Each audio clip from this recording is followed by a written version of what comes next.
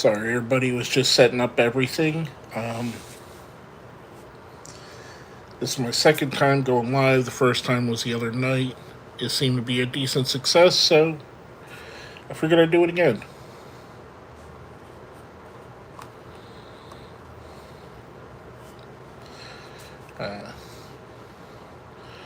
Don't see anybody quite in the chat yet, so hey, in case you're watching the replay, I'll fill up this dead air for a moment. I see a couple people join now. Hey, how are you today? I'm George, in case you weren't here for my last chat.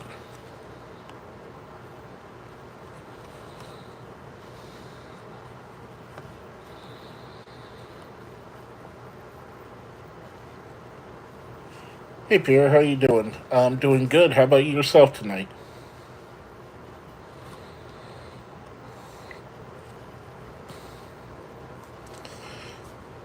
Well, you put it in there. You're doing really good. That's awesome, though. Welcome, man. Anything specifically you want to hear me yap about, or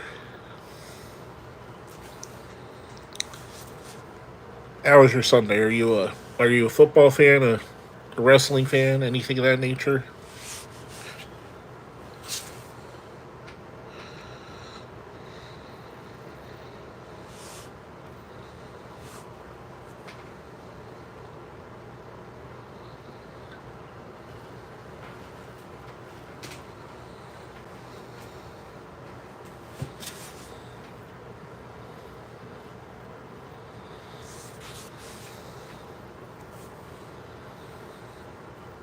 Kind of new to these chats, so please forgive me if there is a little bit of silence.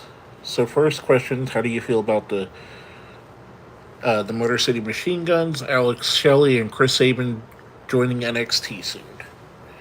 Pierre, I really like the team. I'm a big fan of them. I think it's really going to help with the NXT. I think they could kind of be coaches while they're wrestling there. I'd rather see them go to the main roster, though, because the tag division on the main roster is so weak right now. I know the Lucha Brothers are also coming in. It would have really helped to have both of them come in and both really bolster that division. But I do like them. I think they're going to be awesome anywhere they fit. So yeah, I love the Motor City Machine Guns. Next looks like Aaron Laster. Do I like Jim Cornette, or do you like Jim Cornette being me? I do. I can't say I agree with him 100% of the time. I can't say I agree with him even 80% of the time. But I do feel that there is certain things that he's very knowledgeable and worth listening to about. I think a lot of his takes on wrestling, some of them are antiquated, some of them are spot on. I don't want to be the negative guy going into this, but look at something like AEW and the stuff that he's complained about, and how he said that this is going to make the ratings and the viewership go down and the attendance go down. And unfortunately, that's what seems to have happened. So it seems as longer we go, the more right he was. Now, I can't say I fully agree with everything the man says. He does have some crazy takes, but I do enjoy him, and I do think he's probably one of the 3 or 4 best managers of all time. Rubus Hagrid. I'm not sure of that reference. The segment face to face between Cody Rhodes and Roman on Friday was a movie scene. That was one of the best segments of the modern era for me. I agree. I think that was really well done. It really set up both of them to go in a lot of different directions. I could easily see Cody turning heel coming out of that, or Roman, kind of doing. So if you followed wrestling long enough, and I'll get to your next question here in a moment. If you followed wrestling long enough, he's kind of following the Dusty Rhodes thing, which obviously he's Cody's son. And every time Dusty would have someone that would team up with him, whether it be an old foe or a longtime friend, it would be eventually be to screw him over. So I'm kind of thinking that maybe where they go with this. I'm hoping that coming out of this, either after this tag match that they're going to have or after the War Games, they're going to split Cody off from the Bloodline story altogether, at least until WrestleMania, give him something fresh to deal with. But I thought that was really good. I thought it was awesomely done. It it was it kind of reminded me in a very good way of the pandemic era when we had the cinematic matches. I would say it was a cinematic promo. To move on, it looks like Koi, who's your favorite WWE fighter? I was just speaking to him. Cody Rhodes is my favorite right now. All time, I would say Mick Foley. And I'm sorry if I'm going through these quick. Aaron Lester, when it comes to politics, I don't agree with Cornette, but when it comes to wrestling, I much agree with Cornette. Yeah, I'm not huge on politics. I'm a middle of the road kind of guy. I don't go one side or the other very much, but I can see what you're saying. He does tend to, at least on his podcasts, he tends to hammer a little too hard at times. And, it leads into the divisiveness, which I'm not a fan of divisiveness. I do like your shirt. Thank you. Thank you very much. I got this out of a Pro Wrestling Crate a couple of years ago.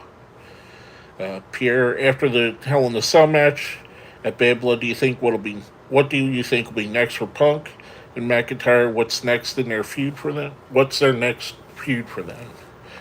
That's interesting. With McIntyre, I'd like to see him get back to going for a championship.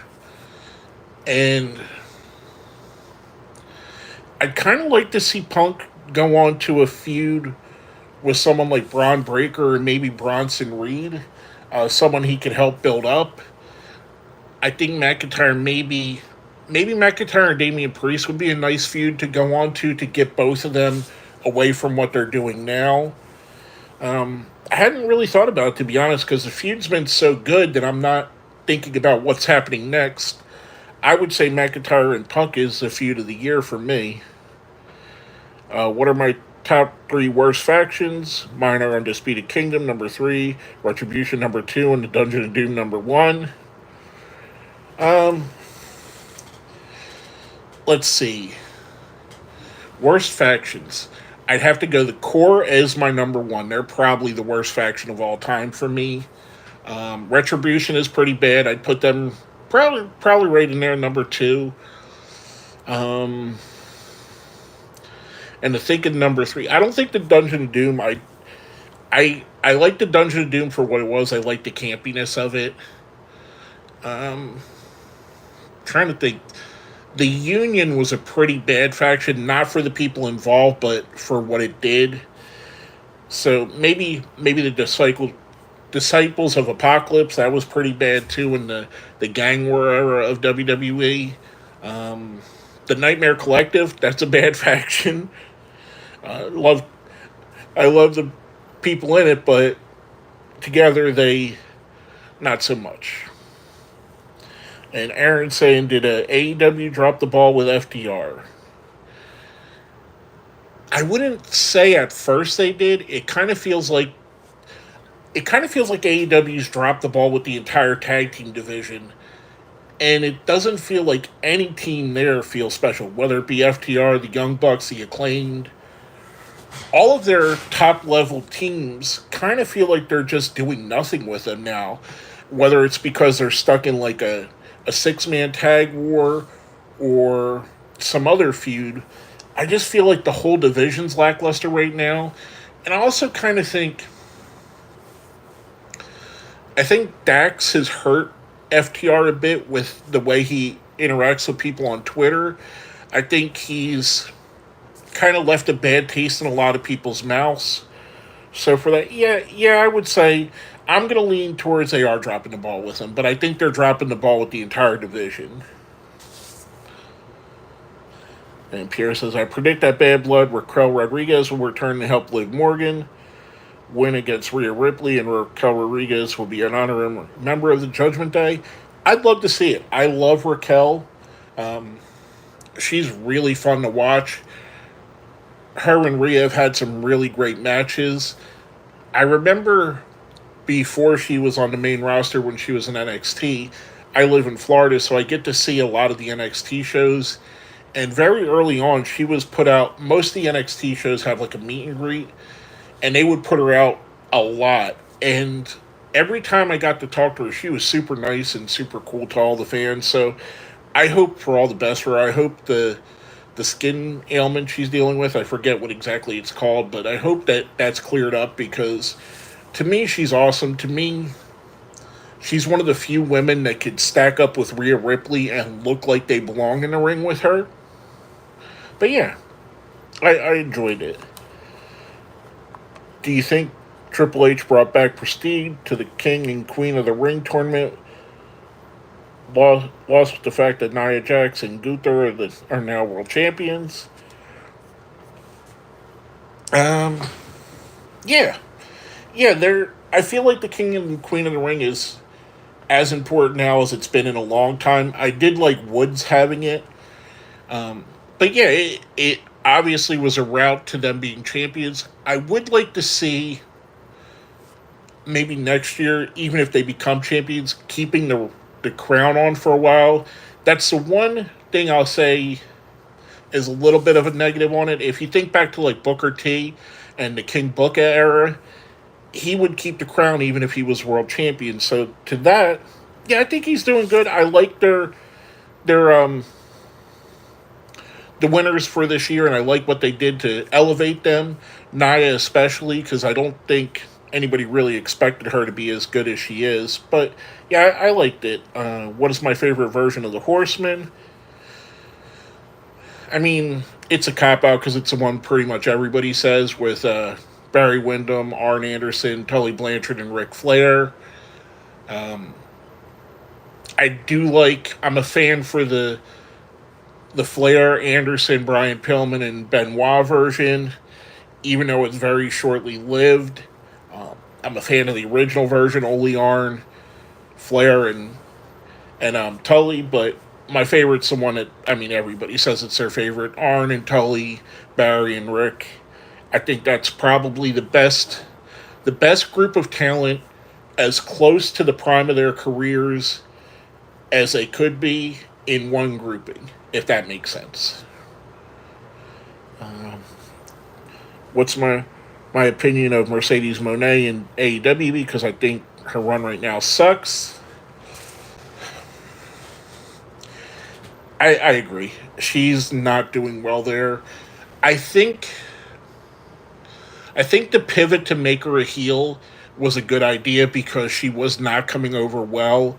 I think that the music hurts her a bit, the piped in, CEO chant. I don't think she's had a great match. Well, she's had some good matches. I won't say that.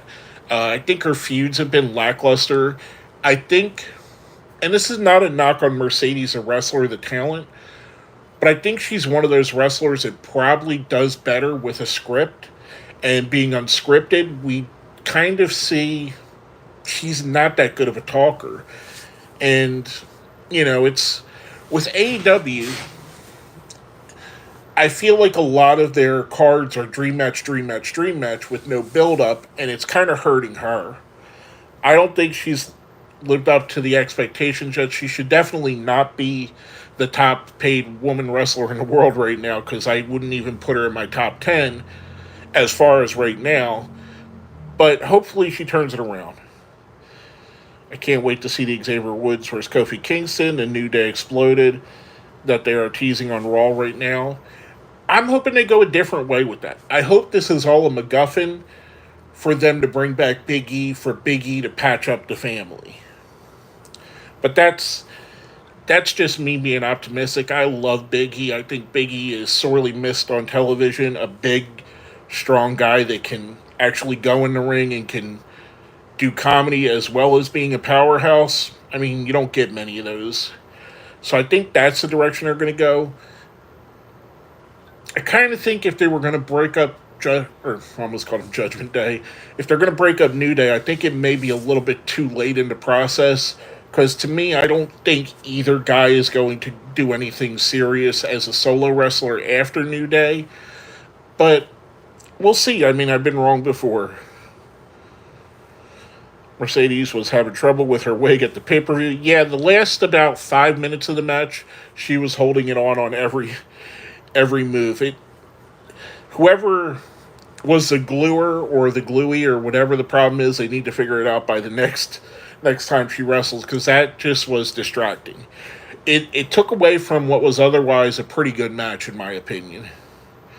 What is my opinion with the run? Liv Morgan and Dominic Mysterio and the Judgment Day had her feud with Rhea Ripley this year.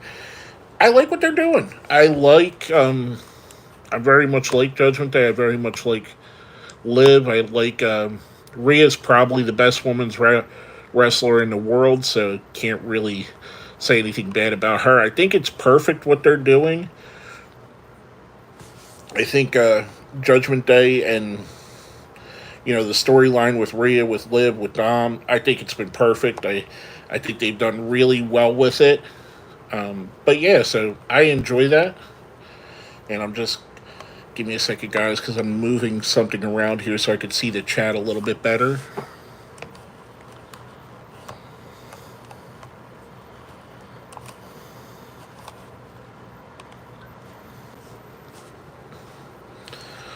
Sorry, I got my laptop on the side here so I can see the chat more than I was seeing it. Alright,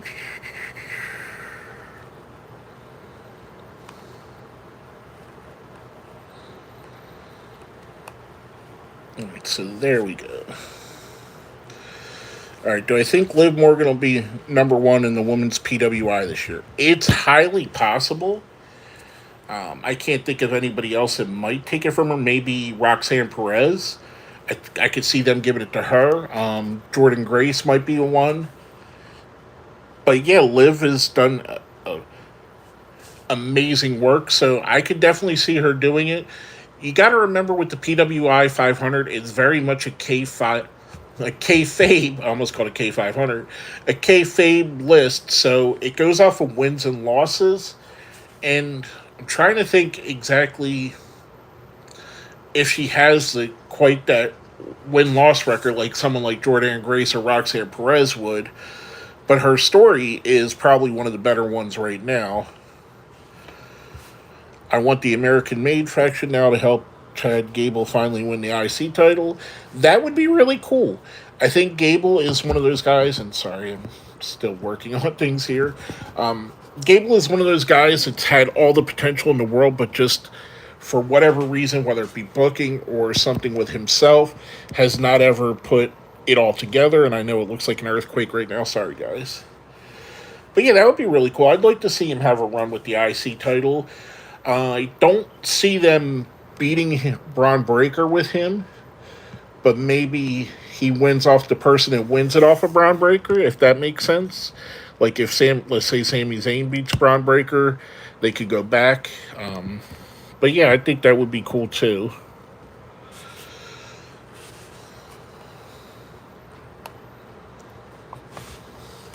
I think my chat is a little bit slow here. What do you think about the Young Bucks EVP character? Alright, so I'm a Young Bucks fan.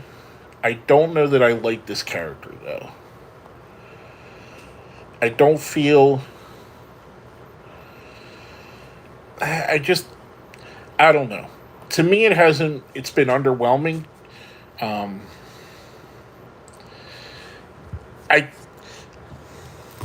How can I put it this way? I think Matt overacts in a way that I can't really get into it. And I don't mean that as a bad thing. I just think he's a little bit too overacting.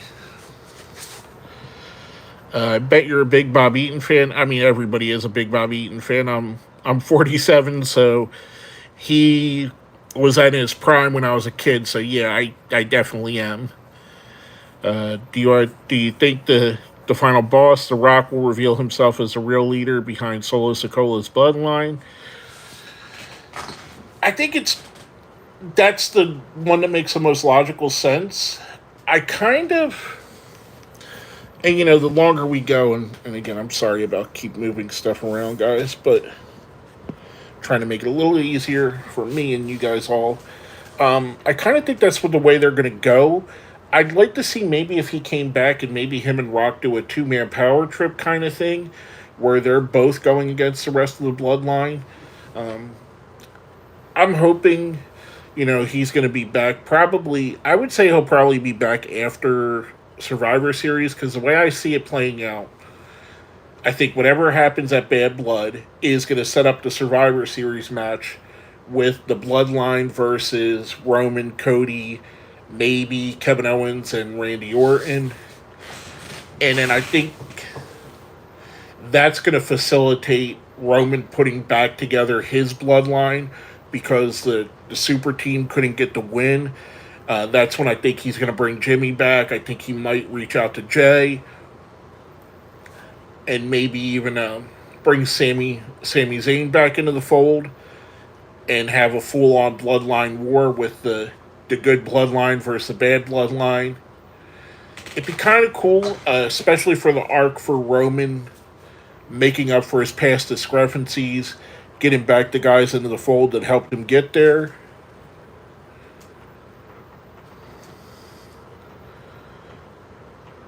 Who's my favorite person that Bobby Eaton tagged with? I mean, that's a hard one. They're all awesome. I mean, Dennis Condrey was awesome. Stan Lane was awesome. Arn Anderson is great. William Regal, or Steven Regal as he was at the time. Whew. In a pinch, give me Arn. I'm going to go with Arn. I like all the guys, but Arn would be my favorite of the four. What's my favorite match of the Steiner Brothers? I'm trying to think of a specific match.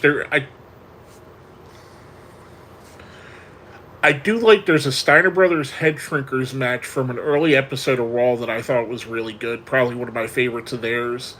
Trying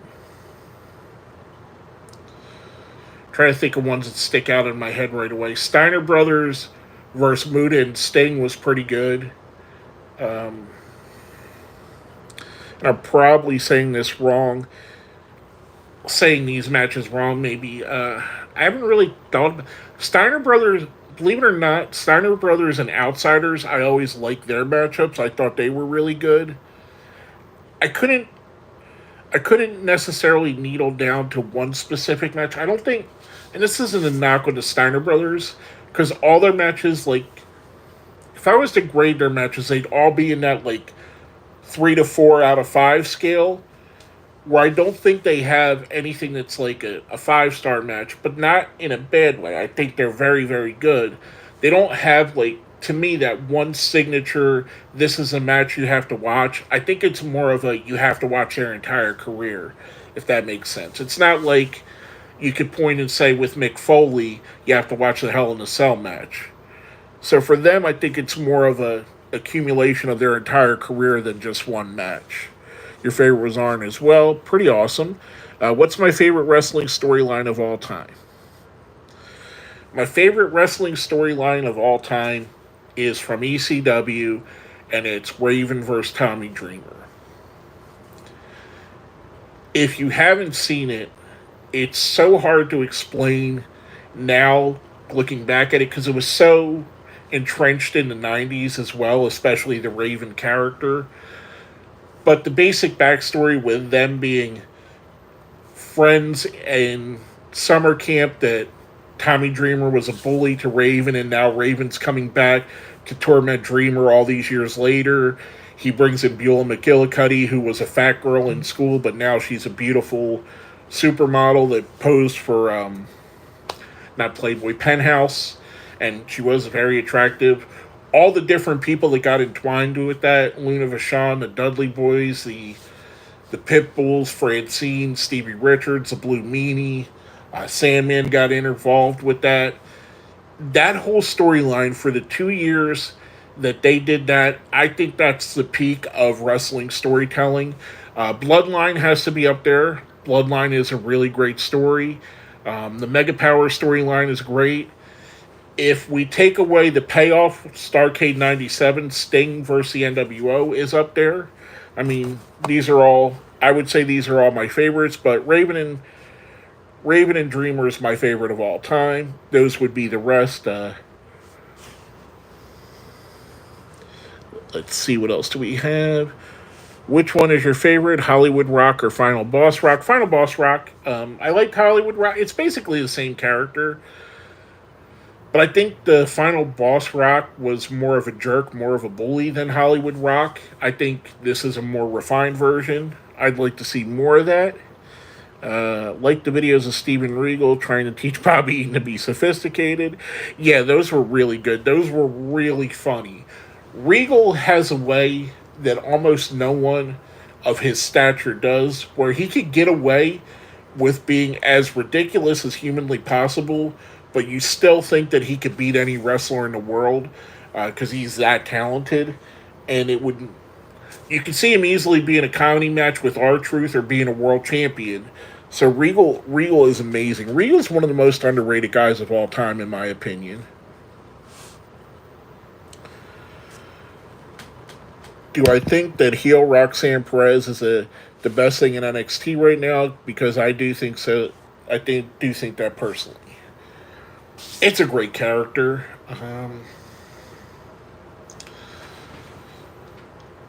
Trying to think. Yeah, you might be right.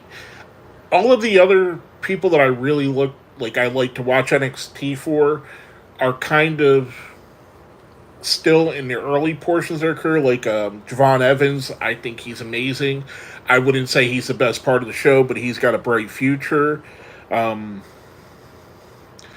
Parker. I think Jada Parker within the next year is going to be the main star of the women's division there. Lola Vice and Sol Ruka are awesome. But yeah, I would say Roxanne Perez is probably, story-wise, she's probably the best story in NXT right now. What's my favorite? Hulkamania Hulk Hogan or NWO Hulk Hogan? Well, it's a good thing I didn't put this away. I had this here for another video I shot, but maybe that'll answer it for you. I'm not the hugest Hulk Hogan fan, and honestly, the only reason I have this is because I visited his store in Orlando. He has a store in Orlando and one in Clearwater, and I wanted to get something. I have this, and then I also have a Hogan's Beach shop, but for me, give me Hollywood Hogan over Hulkamania. When I was a kid, I was probably the only kid in the neighborhood that wasn't a Hulkamania fan. I was a Roddy Piper fan. I thought Piper was a lot better than Hogan and a lot more interesting. When Hogan wrestled against Savage, I thought I liked him better than Hogan. And I know it's popular now to say that you were the heel fan, but then it wasn't. I mean, basically, I was the only kid in my school saying that. Everybody else had the red and yellow on when I had the Piper shirt with the dog face. Or no, did I even have the dog face? I forget which one I had back when I was a kid. But I was probably the only kid in my school with the Roddy Piper shirt on. William Regal, he could be serious. He could do comedy. He's a great technical wrestler. William Regal is a definition of perfection in wrestling. He could do everything. I fully agree on that. I would say the two most underrated, and I don't even think they're underrated, I would say undervalued by the companies they were in. The two most undervalued wrestlers are Scott Hall and William Regal to me.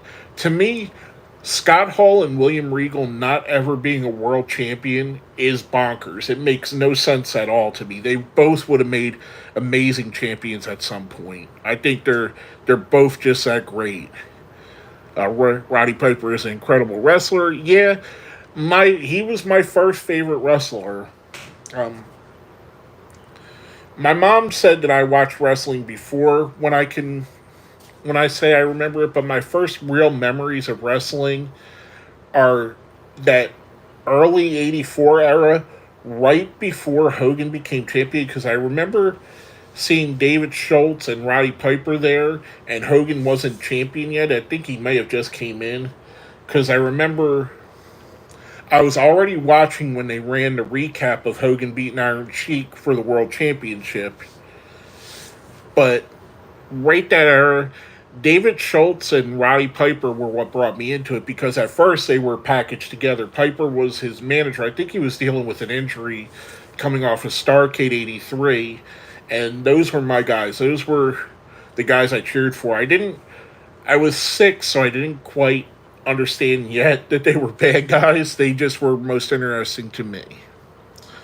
Jake the Snake for you. Hey, Jake's amazing. I can never argue with someone saying Jake the Snake's their favorite wrestler, because he's top tier as well. Very underrated as well. I would put him on the list. I rooted for heroes growing up as a kid as well. My favorite wrestler was Gino Hernandez. So Gino, I didn't really get to see when he was alive, mostly because I grew up just outside of Philadelphia, and what we got was the WWF. We actually got WWF and the WCW show, which was the Jim Crockett promotion show at the time, was called WCW. I didn't get to see Gino until after his passing, but Gino was amazing. I like everything I've seen about him, so I could definitely see that. I personally love Mickie James in TNA and her cowgirl gimmick and look, and then Mickie James in WWE. I love Mickey's cowgirl look. Mickey's amazing. She's someone I feel like had the whole deck stacked against her, at least in WWE, and has went on to become an absolute legend. I mean, when we talk about probably the top 10 to 20 female wrestlers of all time, you have to include Mickie James. She has done everything everywhere she's went. She's absolutely awesome. I think I think Mickie might come back to WWE. I dig one day she should bring her cowgirl look to WWE. I think there's a good chance. The only thing I could say, if Mickie doesn't come back, it's because Mickie doesn't want to come back. With her husband working there now, and I'm guessing, I want to say he's probably making really decent money in the role he has, and Mickie being a little bit older in age, and not knocking her. I think I might be either older or right around the same age as her. But for a wrestler that's old in age, she may not want to do it just because of threat of injury. I know they have a couple children. So they might. She may not want to do it other than short appearances, but I'd love to see her. Maybe like a 6-month run. I grew up around Kansas, and we get a lot of the WCCW Central States and NWA. Cool. That's really awesome. So you've probably seen the same NWA World Championship Wrestling show I did that would come on Saturday mornings, which was the old, who was it? David Crockett and Tony Schiavone were the hosts. And that's where you would see that's where the Hard Times promo, at least where I seen it from.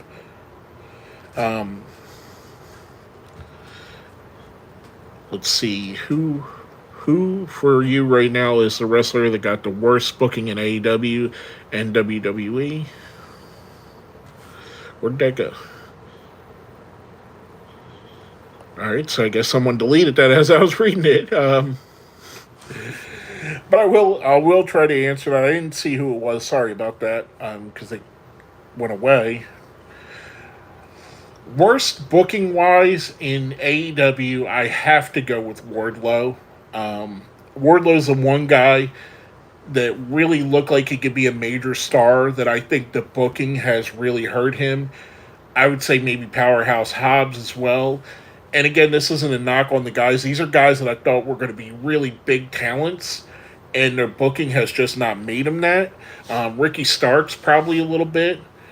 For WWE, as far as booking, I'd say Cedric Alexander. I think if you do Cedric Alexander right, and if you've seen him in a Cruiserweight Classic, or I've been watching Cedric Alexander since he was on the Indies, and there's a lot more to Cedric Alexander than what they've let him do. So I think he could be so much more. He's the big one in WWE that I think has been misused, in my opinion. Kind of want to say Pretty Deadly a little bit because I think they're more than just a comedy act. I think they're actually a really good tag team, and I think they could be booked a bit better. But the one that stands out the most for WWE is Cedric. Um, and there it is. It's back. Who do you think is the worst booking in WWE and AEW right now? So yeah, Pierre. To answer that, the bigger I think AEW in general has problem booking the bigger sized wrestlers, whether that be Wardlow, Hobbs, Luchasaurus, Lance Archer. But Wardlow's the one that sticks out to me because Wardlow had that. Wardlow was on the precipice of being a main event star, and it just went away. And like I said, Cedric for WWE, it's the one that sticks out the very most for me. Pretty Deadly as a tag team. I think I don't want to say this and have it taken as they're that good, but I think Pretty Deadly could be treated like this generation's rockers in my opinion. They have that kind of a style to them, and if you ask me. Yeah, I think you're right. Wardlow is the guy with the worst booking in AEW, and I think Cedric because of his weight. Yeah, Cedric's a little bit on the small size, but think about it like this. Daniel Bryan's been a world champion. Rey Mysterio's been a world champion.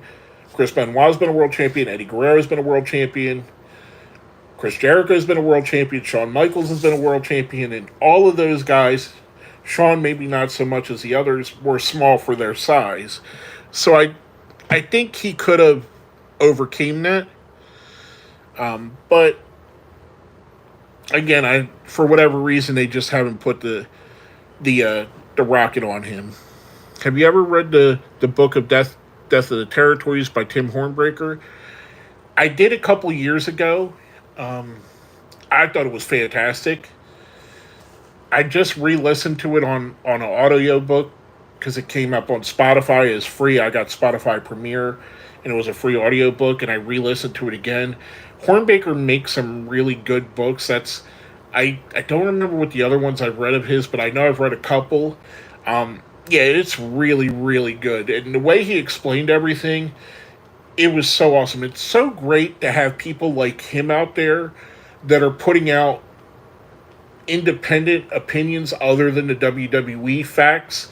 Because if you go by just the WWE facts, they obviously play to their strengths. I thought his book was fantastic, and I can't remember the other books I've read of his, but they've all been fantastic. Yeah, Pretty Deadly should be booked much better. I like them. I think, and don't get me wrong, they're hilarious at what they're doing. I think they're very funny. But if you watch them in like NXT UK, they're very gifted in the ring as well. I think that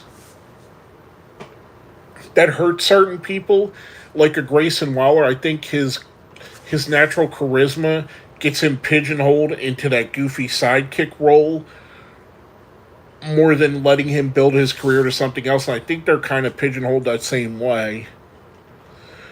Do I think AJ Styles should be booked better as well? I love AJ Styles. I'm a huge, huge AJ Styles fan. I think they could be doing more with him right now, but I will say that he's done more in WWE than I thought WWE would have let him do. I never would have guessed he would have got Undertaker's last match. I never would have guessed he's had world championship runs. I didn't think Vince would have made him a world champion. And I know we're past the Vince McMahon era now, and I'd like to see them do more with him. I think he's one of the best talents in pro wrestling and probably easily a top 10, 20 wrestler of all time. I think his time in TNA was amazing. His run in New Japan Pro Wrestling, I think it was 2 years he was in New Japan after he left TNA before he came to WWE. That might be my favorite 2-year run anybody's had in any promotion because a lot of people look at that and he's one of the huge reasons why the Bullet Club became what they were. He's one of the reasons that guys like Okada and Tanahashi and Naito got onto the world stage because fans who were fans of AJ finally got to see these guys And he really, I think that run in New Japan, I would say that's probably one of the best runs, at least for a short run, that I've ever seen. Look up the podcast Charting the Territories. I've heard of that. Let me think. I'm trying to think who runs that. I've heard of that. I don't think I've ever listened to it, but I know what you're talking about. Do you like Mick Foley, all the Mick Foley books? Have you read? I've read his autobiographical books. I haven't read his novel that he made, Titanium Brown, I think it was, or Titan Brown, something like that. But I've read all of the biographies. I think it was really good. I do think the Countdown to Lockdown one was probably the most iffy of them. It felt like he was making a book just to make a book. But yeah, I think he was.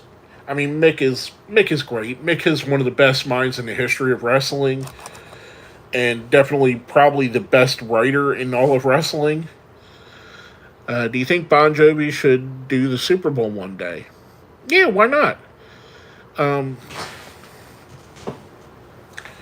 I wouldn't say I'm a Jovi super fan. I think he's had some really good songs. I do kind of think we might need to get past the point where we're putting legacy acts like that. I mean, Bon Jovi's height of his career is 30 years ago now. I'm not knocking the guy. He had an amazing, amazing career. And I love Wanted It Dead or Alive. There's a lot of Bon Jovi songs I really like. I remember as a kid getting the Bad Medicine album and playing that thing basically till the tape broke. I'd like to see it, but I'd also like to see them maybe pivot more to younger talents, talents that are more current, and that's just to keep them on, I guess, relevancy. Uh, Al Getz does the booking or charting the territories. Okay, I'll have to check that out. I haven't had a chance to. But yeah, I'll definitely check that out. Give me a moment. I'm going to sneeze off camera.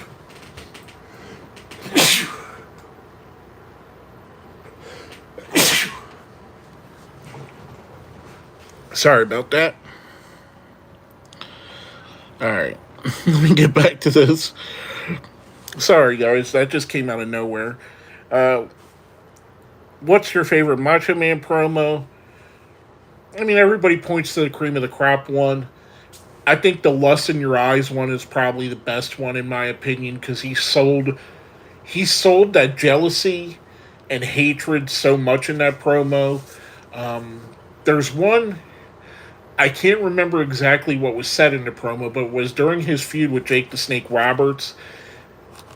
Before it really heated up to the point where Macho Man he was calm, and it was almost like Jake the Snake had broke him, and then he turned on the Macho Man halfway through the promo, and it was just, I mean, it was amazing. Picking your favorite Macho Man promo is kind of like picking your favorite child. They're all really good. But if I have to say it's that one, I can't remember exactly what was said, but he starts off kind of somber, like he was defeated, and then halfway through, he goes right into full Macho Man, and it was just awesome. And obviously the Lust in Your Eyes, because I love that so much. What do I think of the run of CM Punk in WWE right now? I think him and Drew McIntyre have the best feud in all of pro wrestling right now. Um, I'm a big CM Punk fan. I'm not someone that sees him of ever. How can I put this? I'm not someone that thinks he's never done wrong. I think he's definitely made some mistakes.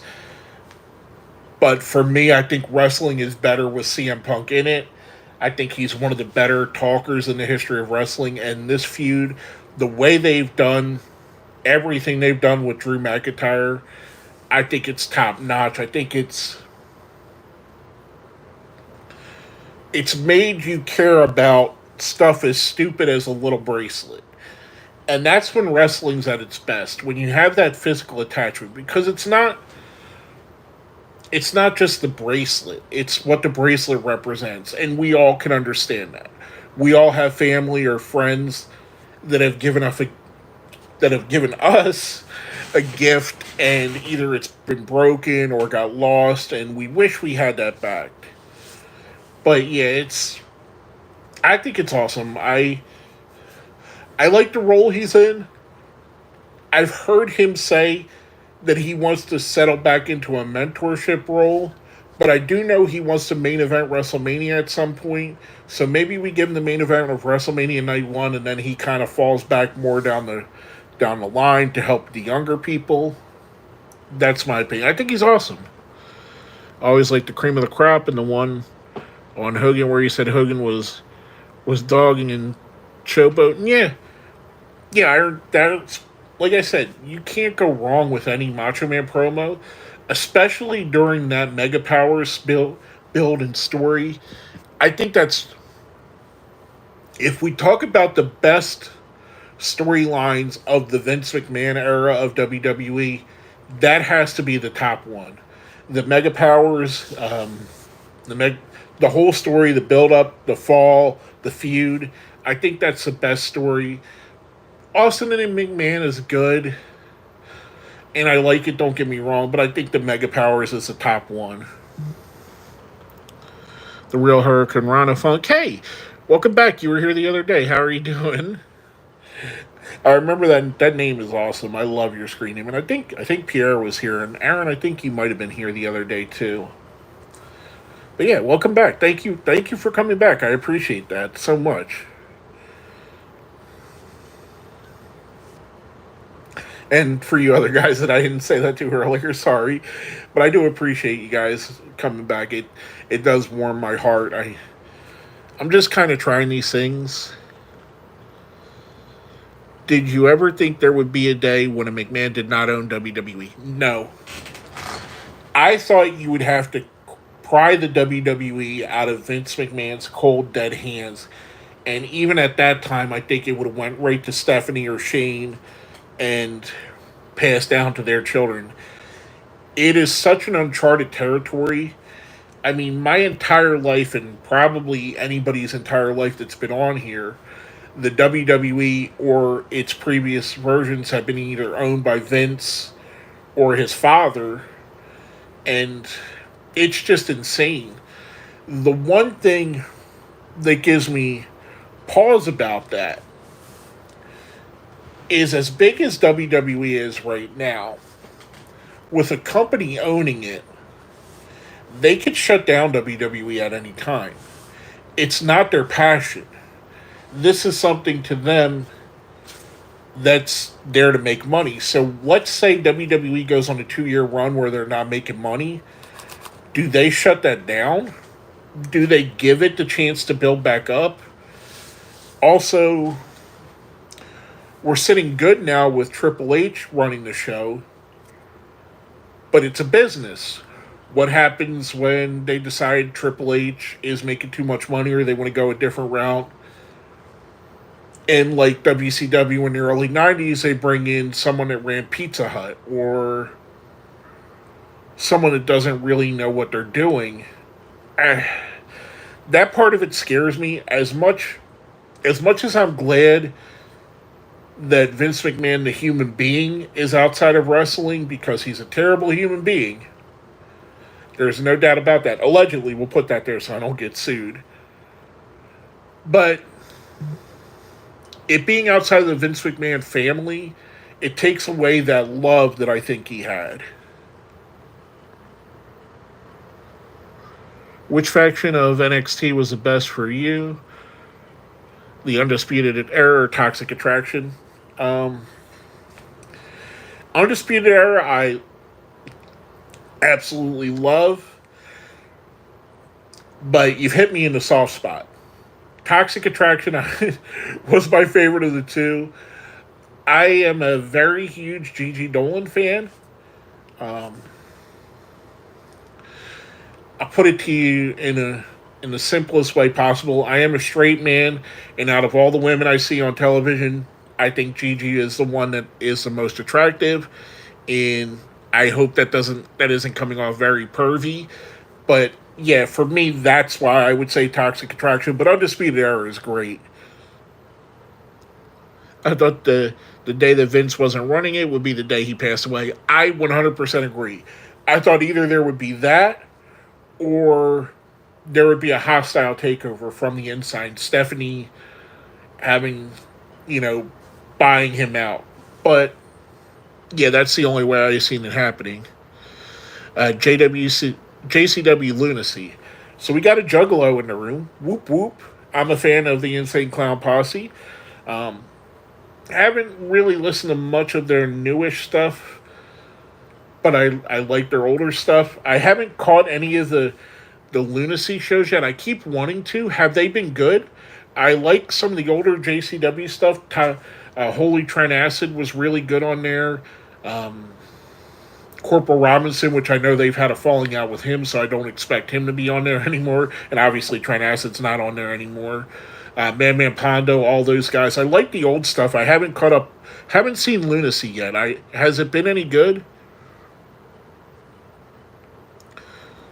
Because for me, Toxic Attraction is my third favorite faction of all time.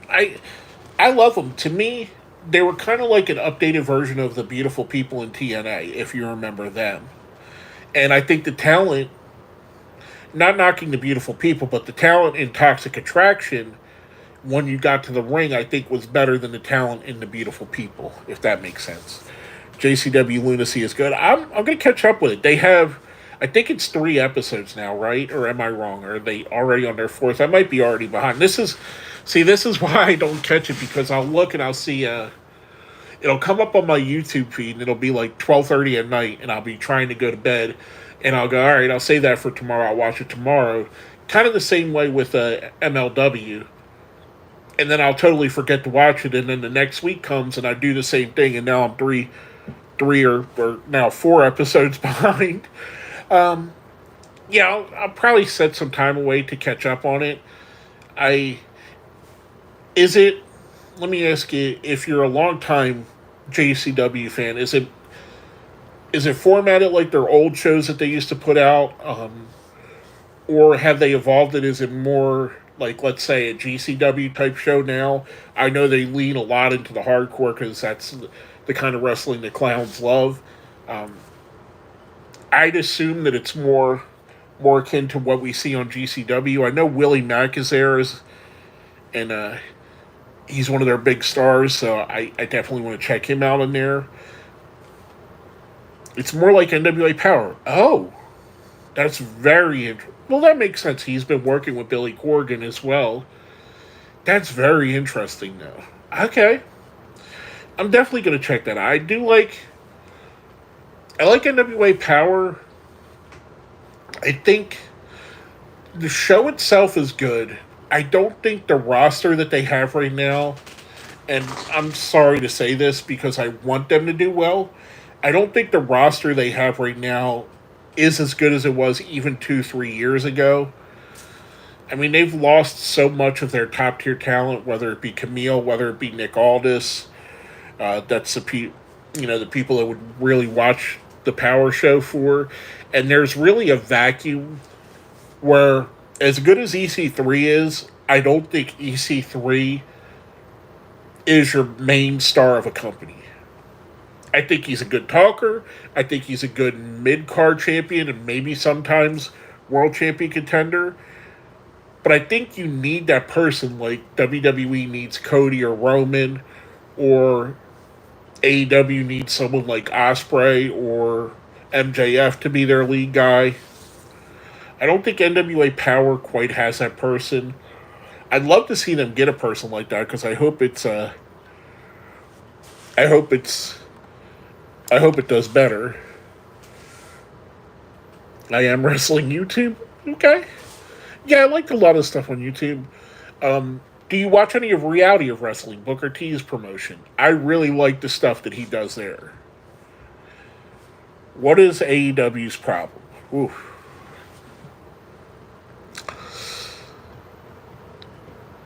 Curvin, booking. It's that simple. At first, they were riding on what Ring of Honor and the Bullet Club built, which was great. I'm happy, and I'm happy that AEW's there. So anything negative I say about any company, I don't want them to go out of business. I don't want any of these wrestlers to be fired or lose their jobs. So anything you hear me say negative, it's just my assessment of it. But I think their storytelling has been very lackluster. Too long they've booked for dream match versus dream match versus dream match. And we're worn out on all the dream matches. There's no dream matches left. Now where do we go? The only story that they've told that's been kind of coherent is the Swerve and Hangman one, which I think is good.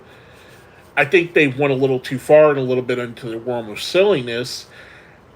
I think they need to dedicate more into giving more storylines. The thing that's making WWE so good right now is almost everybody on the roster has a rivalry and has a storyline and has a reason to be there. Whereas AEW, you just tune in and, okay, Orange Cassidy is going to wrestle the Beast Mortos tonight. Why? Why should I care about this? It's the old thing in wrestling, and I probably sound like Jim Cornette now. But yeah, so that's my opinion. The booking is terrible. What was it like to witness the Stone Cold Steve Austin versus Vince McMahon feud back in the day? Imagine every week tuning into Monday night and it being like Christmas. You have no idea what's going to happen. You don't know what they're going to do, but they're going to do something awesome. That's the easiest way I can explain it, is you just got such crazy things, whether it be the beer truck or the cement truck into his car. Now, some weeks there wasn't that. Some weeks it would just be some random person getting a stunner or, something random. But that could happen at any time. A lot of the all-time moments that you see in the video packages were happening weekly. I mean, you could see Vince McMahon and Mike Tyson getting into Stone Cold's face one week, and the next week Stone Cold's stuttering Commissioner Slaughter. It was just amazing. It's very hard to explain, but it would be like basically having Christmas every Monday. AEW Wrestling Dynamite views really not good. They don't know how to do the show. I think it all comes down to the storytelling. They've got the talent. I mean, when you go up and down that roster is loaded with some extremely talented wrestlers. And there's wrestlers on there that can really sell amazing storylines because they have in the past. Too often they lean on just the top one story and they don't go to that. I think that's their biggest problem, creating mid-card and bottom-card stories and being consistent. Was the Attitude Era really that red hot that people said it was for a guy like you that witnessed it all? So, it's hard to explain the Attitude Era in this climate. I don't know how old you are. But back then, we didn't have DVR. We didn't really have YouTube. We had the beginnings of the internet. So most people would watch TV. So what would happen is Monday night you would either watch Monday Night Nitro or Monday Night Raw. And I'm not talking just wrestling fans. As a person, you would watch one of those two shows. And it's so hard to explain because there was so much craziness. Now, a lot of it doesn't hold up. There's a lot of misogyny, a lot of questionable stuff on there, but in the moment, it fit so much into the zeitgeist of what was going on in the country. It was the perfect product for the perfect time, and it really, really was. Not only the booking, too many egos. I think Tony Khan doesn't want to be a real boss. That's a very fair assessment. I think he does let people like Jericho, Young Bucks get away with booking their own stuff when maybe he should be telling them what to do instead. I'd say it's a very fair assessment.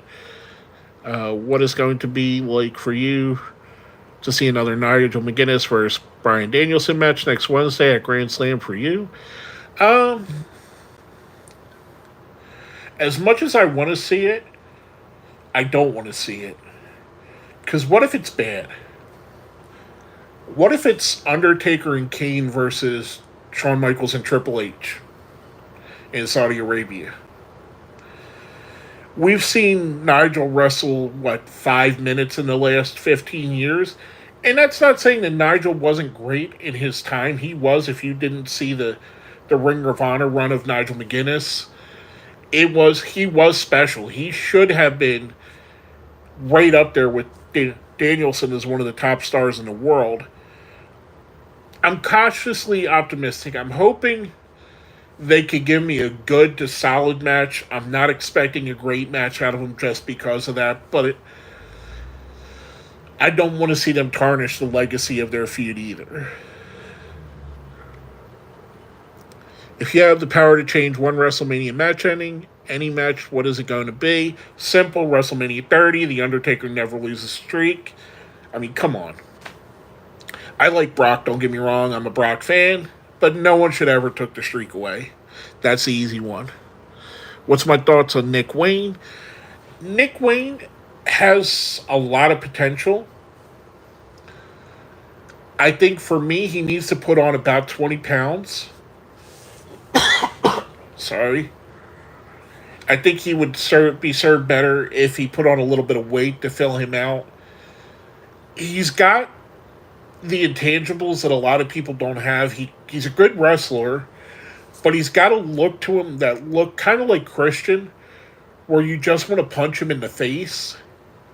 And you could build so much on that. I think Nick Wayne in the next 5 to 10 years is going to be one of the big stars in wrestling. I think we're very early in his career. I would like to see him bulk up just a little bit more, because for me, seeing him against someone much bigger, like, let's say, a Powerhouse Hobbs, it's a little bit on the unbelievable side. If you have the power to change the horrible booking ending to Starrcade 97, Sting vs. Hollywood Hogan, what would you do? Sting wins cleanly. That's the ending that everybody that was watching, when everybody tuned in, that's the best-selling WCW pay-per-view of all time. And the ratings and pay-per-view sales from that moment on constantly went down. And the reason is they didn't give us what they built to. For a year and a half, you built to Sting beating the NWO. And he didn't. He did.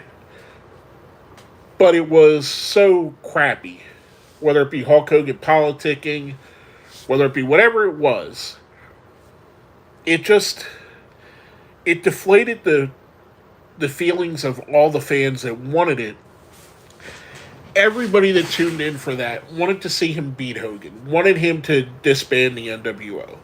If it was me, I would have had him beat Hogan cleanly, no question to the ending. The NWO splinters off, it breaks up. You can bring him back at another point, whatever. They lean too much on the NWO, that's another thing. But have the NWO totally implode after that. Sting goes in a new direction. I would say maybe bring up Raven and the Flock as his next group he goes after. But definitely he wins it cleanly.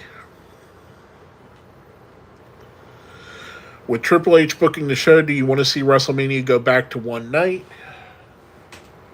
That's a hard one.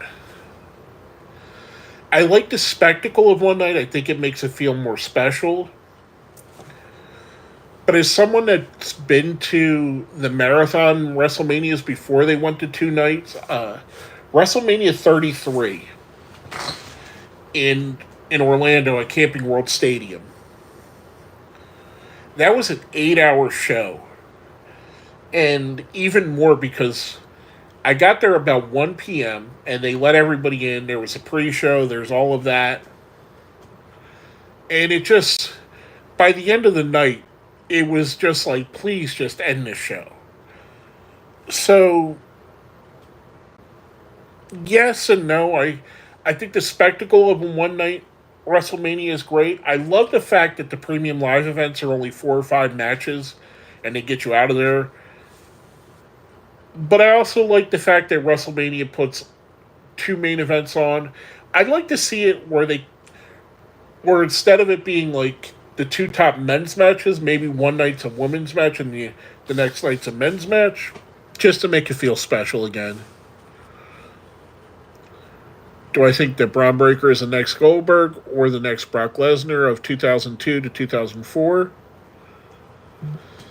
Hey, Paul's here. What's up, brother? Um, I would say he's somewhere. He's his own thing. To me, Bron Breaker is both his uncle and his dad. If you did a fusion dance and made one wrestler, he's got the talking ability of his father with the wrestling ability, or the talking ability of his uncle with the wrestling ability of his father. I would say he's better better than Goldberg wrestling wise and talking wise. He doesn't have the aura that Goldberg has. He's not as good as Lesnar, though. He might get there. I hope he gets there. But to me, he's a fusion of both Steiner brothers. Do I think that WCW made a big mistake not doing Hogan versus Goldberg on a pay per view? 1,000,000%. That should have been a pay per view show. You would have sold so many pay per view buys just to see Goldberg win the championship. And I'm not a Goldberg fan at all. I've never been a fan of his work. But you can't argue with how popular that guy was. That guy was the guy. He was as big as anybody I could ever think of in wrestling. Whether that be The Rock, Steve Austin, Sting, whoever you want to put in that case, he should have got that. I think we can agree that the WrestleMania 40 match, Roman Reigns versus Cody Rhodes, is better than Starrcade 97 match, Hogan versus Sting, because it's almost the same story. Yeah, it's a better match. I I have problems with that match too, but it was fun. I think the one thing that everybody complains about is at the end it should have been Austin instead of the Undertaker. But I'm not gonna complain too much about that. Do I think we'll ever see an all women's Evolution pay per view? I'd love to. I think the women's talent now, the on roster talent of the women's division now, is way better than it was when they had the Evolution pay per view. They had to lean on the the divas and other wrestlers of the past to come back to make that a full show. But yeah, I think I'd like to see it. It would be fun. I don't see why they haven't. It sold well, from what I understand. It had a lot of viewership. Why not? That guy's a phenomenal talent. I'm guessing you're talking about Bron Breaker.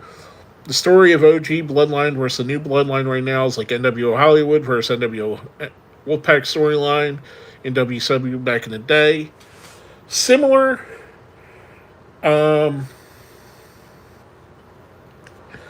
I think what they're doing with the Bloodline versus the old Bloodline, new Bloodline, is better. And it's not a knock. I was absolutely an NWO Wolfpack fan. I had all the red and black shirts. I had the big sexy questionable T-shirt with Kevin Nash on it. Yeah, it's similar. NWO, at the point they did NWO versus NWO Wolfpack, it was already starting to lose its specialness. Whereas the Bloodline, I think, has stayed hot and stayed more popular. How would I book the next step for the Wyatt Six? Ooh, Paul, you're hitting me with the hard one. So I think they're straddling the line perfectly between tribute and showing them having power. I would like to see them have some of their talents go off for championships. Maybe Nikki Cross go for the women's championship. She has storylines with Liv in the past. Definitely would love to see at some point Rowan maybe go for the Intercontinental Championship. Do maybe a tag team, maybe Loomis and Gacy go for the tag titles.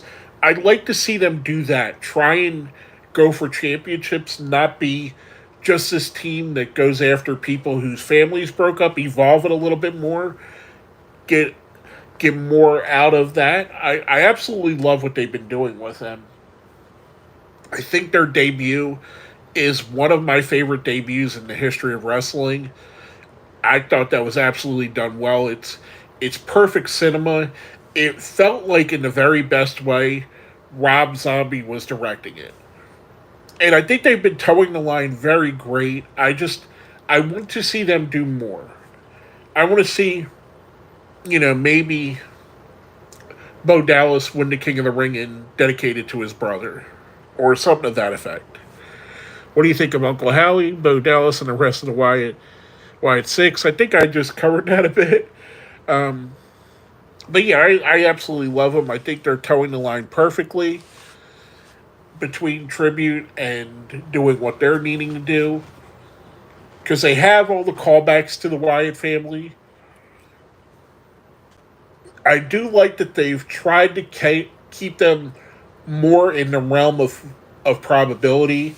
It's not as mystical as the Wyatt family. There's not as much, I guess, how can I say this, supernatural stuff happening. So yeah, I enjoy them. What do you think of, do you think the Bloodlines become the NWO? Same NWO, Wolfpack for life. Paul, I knew you were going to say that because we basically have the same mind. By the way, I didn't see the score. Did the Flyers win their game today, Paul? Do you know? If you know, I'm not sure. I started this while it was still going on. And I know it's just preseason, but we're sick fans. Do I think Bloodlines become the NWO?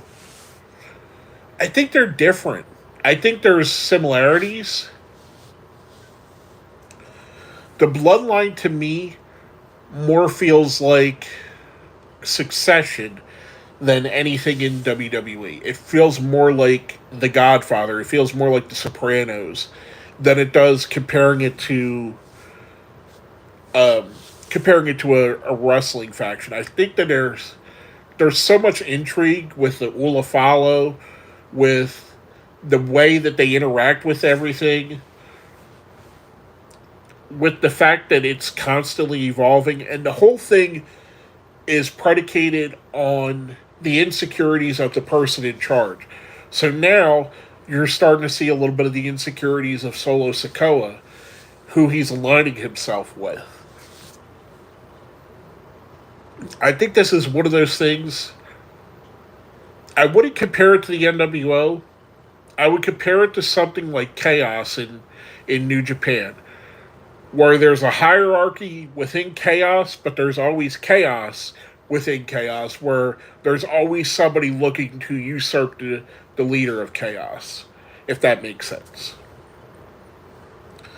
And yeah, the Flyers won 6-2. Way to go, Flyers. So the Eagles and Flyers won. Hopefully the Phillies win tonight, too, to make the trifecta. Do you think breaking Asuka's undefeated streak against Charlotte Flair at WrestleMania 34 was a bad decision?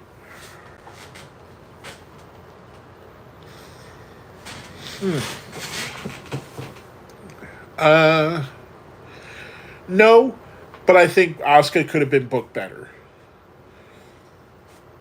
I'm not a huge fan of undefeated streaks. I like it to smash over a big, monster to give you that, but I don't like them to go too long, so I don't think the choice to break her streak necessarily was bad. I don't think she was booked well after that, and that's the problem. Frost and Brink with 2 apiece, Farabee and Lixo with a goal each. Okay, awesome. I really like Farabee. I have a friend down here, Paul, one of my good friends. Her last name is Farabee, and I always make fun of her, she has no interest in hockey, and somehow they're not related. But I always, whenever he does something well, I send her the highlight, and I'm like, look, your cousin scored again, or your cousin had 4 assists this game, or whatever he does. And Frost, I think this is a year that Frost goes from being really good to being a superstar. I don't think the team's going to be good. I still don't think we make the playoffs, but I think Frost takes that next step. Do you think Charlotte Flair is the most overbooked woman in WWE Women's Wrestler in WWE? Because I do think the fact that Charlotte is the one that ended Asuka streak should have belonged to another woman. The thing with that is, you build a Charlotte Flair, so when someone beats a Charlotte Flair, it's special. I'm not saying I'm the biggest Charlotte Flair fan, but she's got everything you would want to be a face of her company. She's got the ring talent. She's good enough on the microphone. She's got the aura, the presence, the name, the presentation. I wouldn't say she's the most overbooked, but I can see where you're coming from. I see why you would think that. Why are wrestling fans take wrestling so serious? Gervin, I don't know. I might be the wrong person to talk to this about because, as you can see, I'm making a whole video just talking about pro wrestling. So I might be someone you're preaching to the choir with. But I also don't let it control me. Like, let's say, for instance, Paul knows CM Punk is one of my favorite wrestlers of all time. There's people that are within AEW that I really like, and a couple people that I'm friendly with that did not mesh well with CM Punk. And I'm not just talking about the brawl out and brawl in situations. But for me, I could separate the entertainment from the person. Like, whatever happened with CM Punk and AEW, I don't dislike AEW because of it. I don't dislike CM Punk because of it. Whatever happens with Tony Khan saying stuff about WWE or vice versa, I think the tribalism is bad. It's just weird. I hope Frost makes the next step this year. I picked up a bunch of his cards last season. From what I've seen, and I know preseason's so hard to judge because people have looked like all-stars in the preseason, but he looks just a bit faster.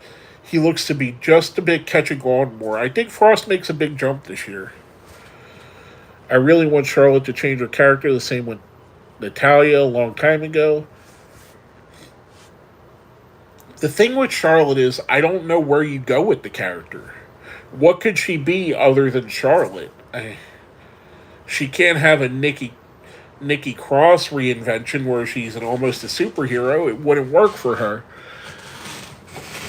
Maybe you do a crisis of confidence thing with her where she loses a bunch and she doesn't think that she's a woman and she has to build herself back up to it.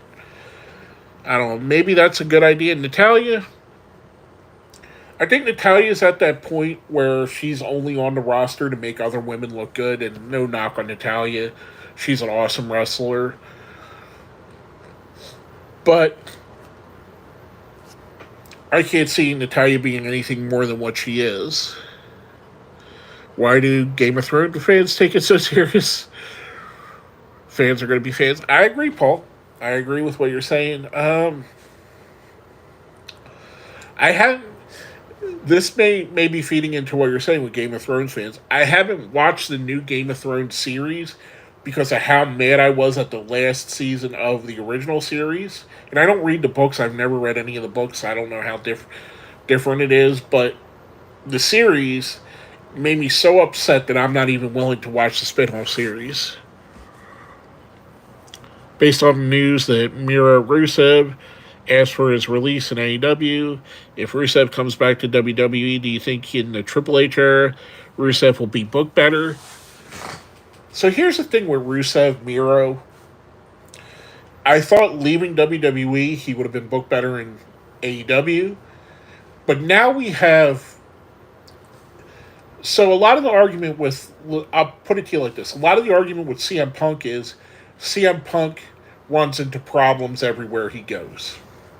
A lot of problems with Rusev runs into issues with his booking wherever he goes.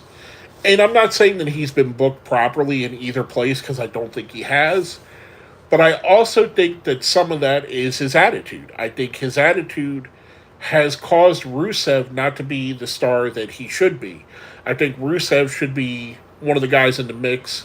We should be seeing him headlining the AEW pay-per-views. He should be the guy that's challenging Danielson. He should have been the guy that challenged Samoa Joe or MJF or Swerve Strickland. So, as much as I want to see something special happen with him, I think he's the person that holds himself back the most.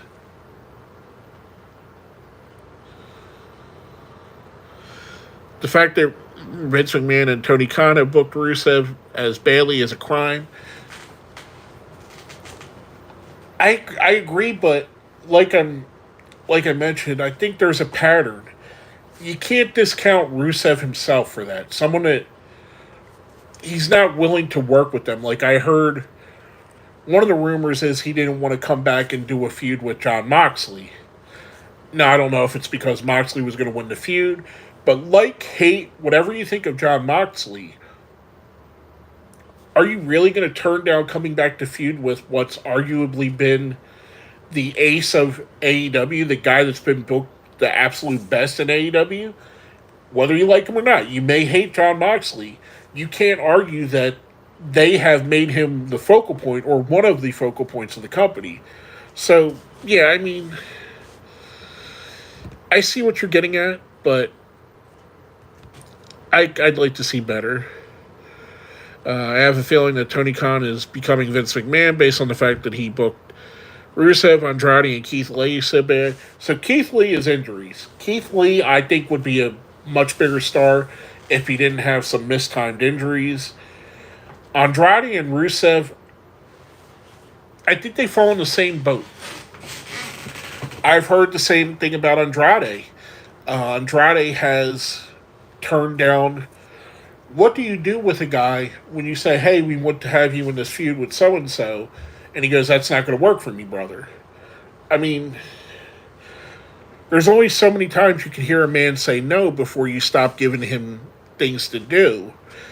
And I know I'm sounding like I'm playing to Tony Khan's side. I understand your frustrations being fans. I think they're both amazing wrestlers. I just think there's some accountability that needs to be held on their part as well. Hey man, how are you? R.I.P. Macho Man. How are you doing, Guns and Gears? Welcome to the show. Thank you for joining us. Do you think Dijak was one of the greatest wrestlers in WWE when he was in WWE these past 2 years? I think Dijak is a freak athlete. There's two things that Dijak doesn't have that stop him from being one of the best. He's not a great talker, and he doesn't have that it factor. And what I mean by that is, like, look at something like Jacob Fatu. It doesn't matter what role Jacob Fatu is in. You can see he's a star. And I never seen that with Dijak. And not a knock on him. I do like him. I do like his work. But I wouldn't put him in the top tier. I think he would have made a great mid-card champion, U.S. or Intercontinental champion. I would say Dijak is right under where I would put like a Damian Priest. Where I put Damian Priest as the bottom of the top tier, Dijak would be in the top of that second tier, maybe.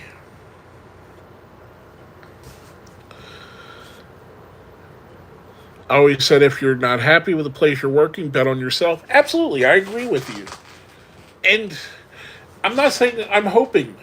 I want to see both of these guys in main roles. I think Andrade kind of got lumped in with the Friends of CM Punk in AEW, and after CM Punk left, because I do think Punk's version of Collision, I think, would have been a much different show, and I think Andrade would have been a top guy there. So I'm hoping both of these guys, whether they go, well, Andrade's already there. I like what he's doing with Mello. I like that best of 7. It kind of reminds me of the Booker T, Chris Benoit best of 7 in a good way. In one of the best ways you could think of Chris Benoit these days. What's my favorite wrestling entrance right now? Entrance.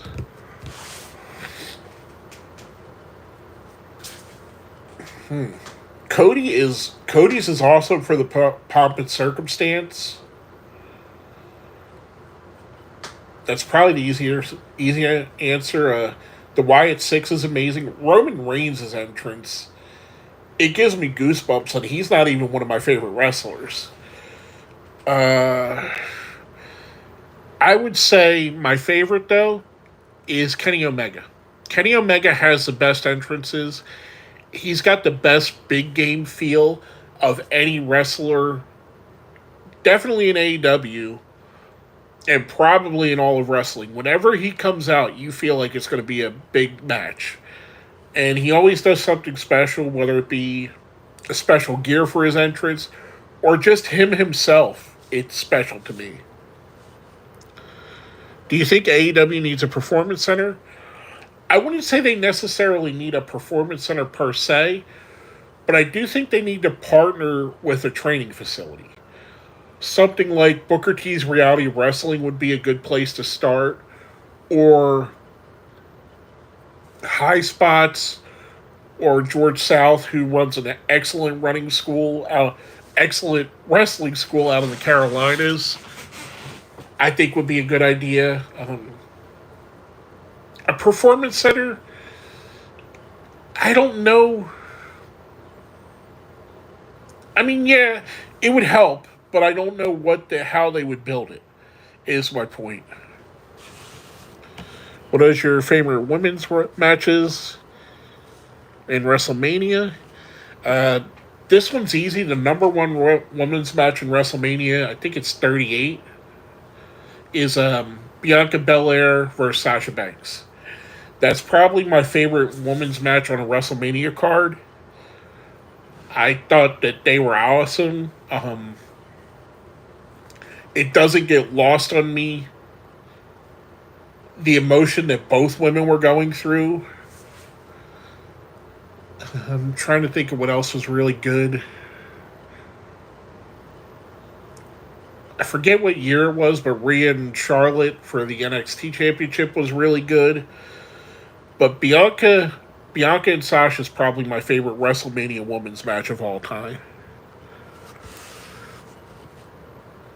What is the last matches of John Cena you wanted to see in 2025? Since it's going to be his farewell tour. I'd like to see Cena Punk one more time. I'd like to see Cena and Orton one more time, just for nostalgia sake. Cena and Roman, well, they've done Cena and Roman recently, so scratch that. Cena and Bron Breaker would be great. Cena and Trick Williams, I'd love to see. I'd love to see Trick get onto the main roster for that. Cena and Mello would be great. Cena getting destroyed by Bronson Reed, I think, would really help Bronson Reed a lot. Cena versus Gunther, that's another one I would really like to see. I mean, there's so many, because, I mean, it's John Cena. Paul could tell you I'm not a huge John Cena fan, but the name itself gives us for these dream matches. Were you a fan of the Man Becky Lynch gimmick back in 2018, 2019? Of course. I think we all were. If you were watching pro wrestling then, I think everybody watching that was one of their favorite gimmicks on the show. I mean, she was just at the top of her game there. I don't think she's ever quite made it back to those heights since then. But yeah, I was a fan. I mean, I thought it was fresh. I thought it was new. I thought it gave an extremely talented wrestler a voice that she never had before that. What made Ronda Rousey's second run in WWE so bad for me? I like that you automatically assume that I think it was bad, which I do. But I like that that's the assumption. You don't even question whether I might think it was good. Ronda. Ronda made Ronda's run bad. Ronda is too full of herself. She thinks she's better than she was. It's obvious with what she said about someone like Logan Paul, where she said Logan got 3 weeks to put together a match, blah, blah, blah, blah, blah. Well, cry me a river. Because there's women on that roster, just like you, that don't have 3 weeks to put together a match and put together great matches. Bianca Belair constantly has great matches. Asuka constantly has great matches. Rhea Ripley has great matches. Liv Morgan has great matches. Nia Jackson, this run has been absolutely amazing. So yeah, I think the biggest problem with her second run was her ego. She needed to. She felt like she was the biggest star in wrestling when she obviously wasn't, and that hurt her, in my opinion. I think she would have took a step back. Maybe it would have been better. I don't know. Do I think Tiffany Stratton is the future of WWE? And do you think when do you think Miss Barbie in the Bank will cash in? I think she's one of them. I think she's definitely going to be in the mix of the top 4 or 5 women for the next decade or so if she chooses to stay in wrestling. I think there's going to be a strong pull to put her into television and movies. I mean, look at her. She's got the character. The character is perfect. The ring work is pretty good. She's not all the way there ring work wise, but she'll get there. I think she will. She has dedicated herself. You could see her improvements month by month. And the one thing I will say about her that impressed me very much, I got to see her wrestle at an NXT house show, not anything that was taped for television. And she did one of the smartest things and one of the easiest things that I think to make someone stand out I've ever seen. So you know how the wrestlers, especially the women, they'll have rhinestones so their gear sparkles. A lot of them do it. Tiffany, where there would be rhinestones on her gear, she had LED lights. So not only was she sparkling, but she was sparkling brighter than anybody else. And it was just that little piece that told me that she understands more than most people do. Because that gets your attention just a little bit more. She shines just a little bit brighter. It was awesome. I have no idea why no one else has ever thought about that, other than, like, obviously the Jericho light-up jacket. But I do think she's going to be a star. As far as the briefcase cash-in, I would say probably WrestleMania. Do I think giving the Money in the Bank briefcase to Drew McIntyre and sacrificing the briefcase for the Punk vs. Drew was a bad decision? What is your opinion on what happened to Money in the Bank this year? No, it's not, because let me ask you this. Is Drew McIntyre vs. CM Punk the best storyline in WWE right now? That's what led to this. And they needed those things along the line to make it this way. So I think it was a good decision overall, especially in there. What is my opinion of what happened at Money in the Bank this year? I liked it. I thought it was good. I think the right people have won the matches. I think Drew was the right person to win the men's. I think Tiffany was one of the few people I wanted to see win the women's. So I like what they've done with it. I think it's going to go far.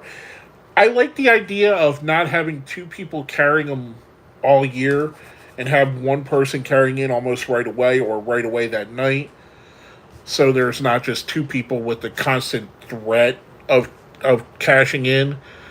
But yeah, I thought it was good. I enjoy it.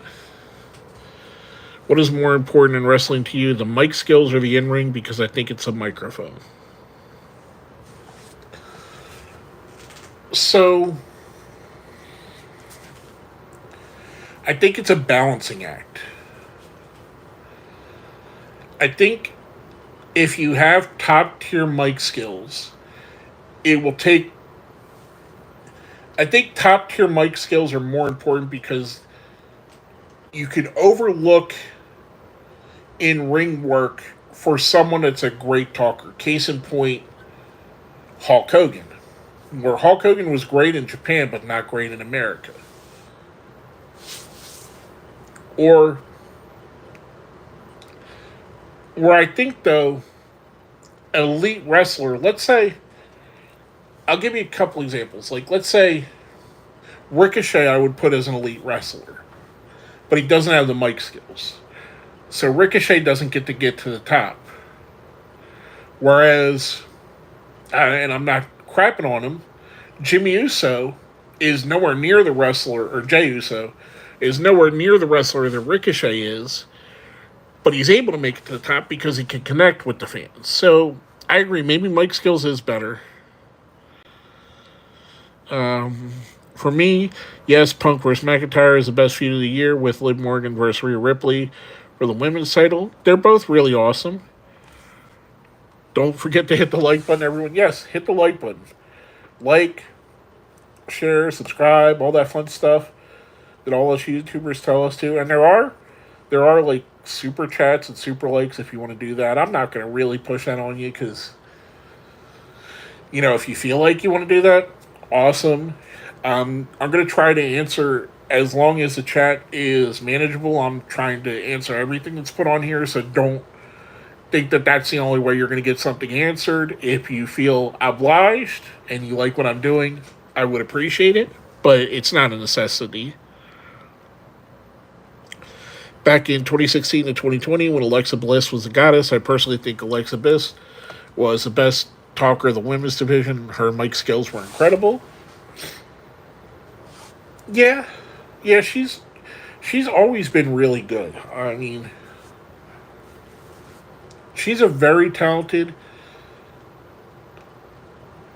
I want to say, though, mic skill wise, I would put Bayley ahead of her because I think Bayley, whether it be the face Bayley or the heel Bayley, she understands her character better than almost any other wrestler in the world.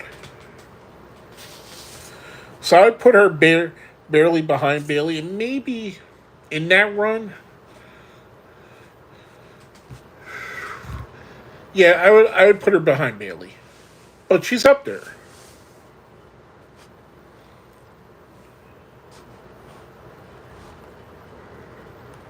Ooh, sorry. I don't know what it is, and Paul, you might feel this too. Whenever I get behind these photography lighting, so you can see my ugly mug, it gives me two problems. It makes me want to sneeze all the time, and it makes me so tired just sitting in front of them. I don't know if that happens to anybody else. Paul, I know you do these. I heard Ricochet. Where do you think WWE went wrong with him?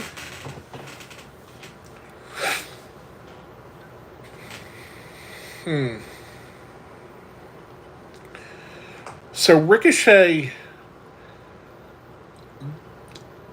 they just didn't do anything with him. I mean, I can't, other than the Logan Paul match, what did they do right with him might be a better question.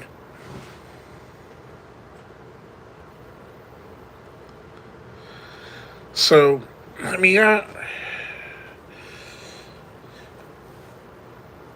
easy answer is everything. They did everything wrong. They booked Ricochet absolutely the wrong way to make Ricochet a star. They have Paul Heyman on payroll. And Paul Heyman's a great example of someone, when given control of whether it be SmackDown back in the day or ECW, Paul Heyman would book everybody to their strengths and hide their weaknesses. Maybe putting Ricochet into Hurt Business would have helped him. Maybe Working with Paul Heyman every week until he got better on promos would have helped him. Maybe booking him to actually be the next Rey Mysterio would have made him the next Rey Mysterio. I mean, there's so much you could say. They did. I just don't think they ever did wrong with it. I don't use any special lighting, and I stopped it. Okay, I feel you, brother. I could definitely understand. This is more. I feel like it looks better. It probably doesn't look as great now because I do some editing on my videos. That's why you see the green screen behind me, and you can see the wall above it, which I would have cropped out if I wasn't using my phone for this. But this, I'm doing this and Paul, you'll understand. I finally got to the point where I have a YouTube manager. And one of the things that they were pushing me to do was do what's called a Shorts Live, which is what we're doing now, which is basically you have to use your camera for. So I'm trying it. I'm thinking it's a good idea. So far, I've had a decent response. I think there's 30 people watching right now. I'd love it to be 130 or 1,030, but I really do appreciate 30 people watching. That, to me, is a big number. I think that's great for me doing this only being the second time. I don't care for what they're doing for him in AEW either. Leading up to Ospreay off the jump, what happens when he loses there? That's my whole point with AEW. The biggest problem with AEW is Tony Khan books things too much like a fan. He's not thinking of the long term. He's thinking of what is the match would I like to see as a fan? And I think everybody would love to see Ricochet and Ospreay. We've all seen his old matches. But where do you go, like you said, where do you go from there? He's obviously going to lose to Ospreay. Ospreay's being built as either the next face of the company or one of the guys in that run of the face of the company. When there's so much more they could do. They could have done Ricochet and Pac. They could have done a build-up where Ricochet goes after one of the lower card titles, maybe goes after Jack Perry. And you could always have that in the background. Save that for All In or whatever pay-per-view. But I do think they're going to burn him before he... I think they're going to ruin his specialness, if that makes sense. And again, I think it's the Tony Khan effect. And I don't want to come off as being negative on AEW. I'm calling it as I see it. If you look at someone like Kazuchika Okada, one of the most talented wrestlers in the world, name me one thing he's done in AEW besides say the word bitch. How do you fumble Okada? That's my point, I guess. Last one from I'm so proud of where Liv Morgan is right now. She came a long way to where she is right now. And she is a women's world champion. She, as the duo with Dom, is part of the Judgment Day. Okay. Yeah, she's doing great right now. I think the Judgment Day is phenomenal. I think Dominic Mysterio is the best old school heel in pro wrestling right now. And she's really, really helping with that product. So yeah, she's doing awesome. Only started doing shorts when you said they were working for you well, which I love, by the way. So happy you found success here. Thanks, Paul. As you know, it's been a grind. But I think for people like me and you, we do this for the love of creating something and to give us an outlet. it wasn't necessarily. I mean, don't get me wrong. I love the fact that I'm making money off of YouTube now, and when I say making money, I'm making okay. It's not anything that I'm going to retire off of money, but it wasn't ever about that. And doing the shorts were just something I tried, and it worked out really well. Which, if anybody's out there that wants to be a YouTube personality, I highly recommend getting into shorts because YouTube does push out their shorts more than their long form. Not saying you can't do both, but I would recommend doing shorts because right now, I'll put it to you like this. If I drop a long form video, I get roughly 150, 200 views on it. If I drop a short, I'm disappointed if I get less than 1,000 views on it. So there's the discrepancy. The feud with Rhea Ripley, I'm so proud of. I'm guessing of Liv. Yeah, she's doing really great. Good night, everyone. Good night, Pierre. Thank you for joining again, man. You have a good one. I appreciate you. WWE needs to bring back 205 Live and have more than the cruiserweights fight. I agree. The problem I have with that is WWE has never been able to book a cruiserweight division properly, even going back way to the lightweight division time where Taka Michinoku and Brian Christopher were the two main guys in the lightweight division. But yeah, they really need to do something because I think there's a lot of talented wrestlers that are there that need to, basically get up into get a bigger role, if that makes sense. And I probably just rambled that here. I'm looking at something I wanted to show Paul real quick while he's here.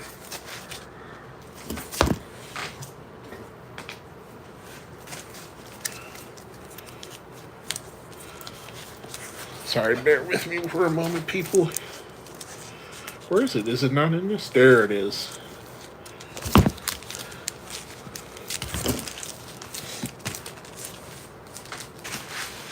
So, Paul, I got to show you this. If you're still here, my friends Ed and Mary, which you may have seen on the comic book auctions that we both have been in. I went over their house for All In. We watched All In together, and while we were there, they gave me a stack of comic books. This whole stack right here, which included the first appearance of Apocalypse, which is awesome. But this is what I really wanted to show you. Commander in Crisis. Do you see what that is? That's a Danhausen cover.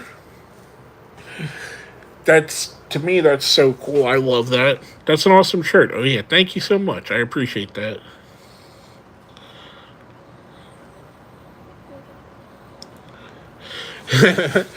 Very nice, very easily. Yes, very, very nice. He's another one. This is so going to come off like I'm being negative on AEW, and Paul, you can vouch for me that I'm really not that negative on the company. I still watch their product every week. But what the hell are they doing with Danhausen? Why is this guy not on your television every single week? He is one of the most interesting wrestlers, I would say, in at least the last decade.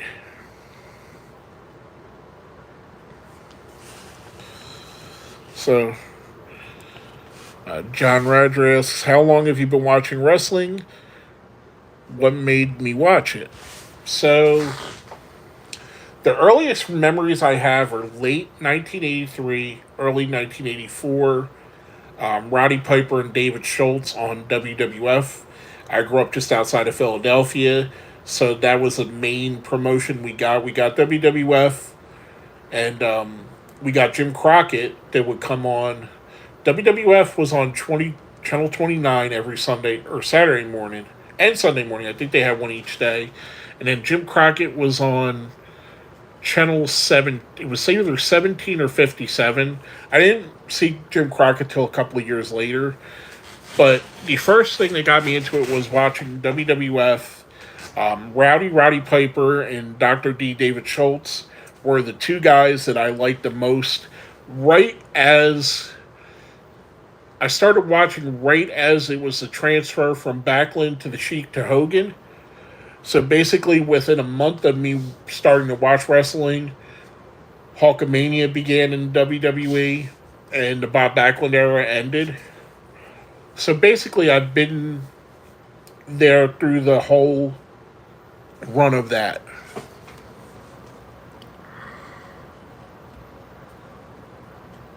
And that's what, now 41 years ago? Now, my mom used to tell me, now, I will preface this with saying my mom used to say stuff at times. She wasn't a liar, but she would say stuff to make up stories just to make up stories. Like when I was a kid and growing up outside of Philadelphia, one of the big stars was Dr. J. Julius Erving, and she would tell me stuff like Dr. J was my real dad, just joking around. And she always used to tell me that even when I was a toddler, I would try and do the Superfly splash out of my crib, which it's possible, but she would say silly stuff like that. So you kind of got to take it a little bit with a grain of salt. My earliest memory that I can honestly remember are the very, very, very early WWF, before WrestleMania, as Hulkamania was building that whole run. Piper, Valentine, Tito Santana, Don Morocco, Ken Patera, Snuka was getting phased out a bit. Slaughter was still there. I'm trying to think who else was big that was there at the time. Obviously, the Iron Sheik, and trying to think of who else.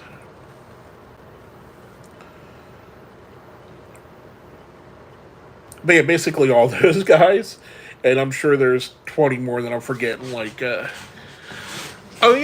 Wild Samoans. They were there at the time. Rocky Johnson and Tony Atlas were still kicking around.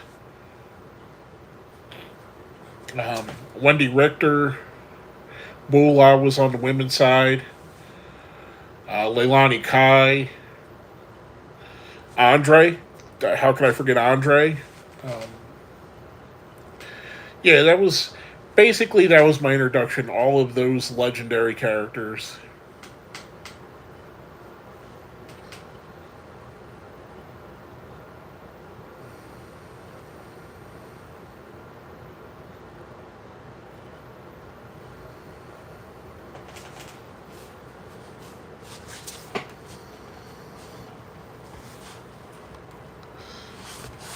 How about you, John? When did you start watching? Who brought you into wrestling?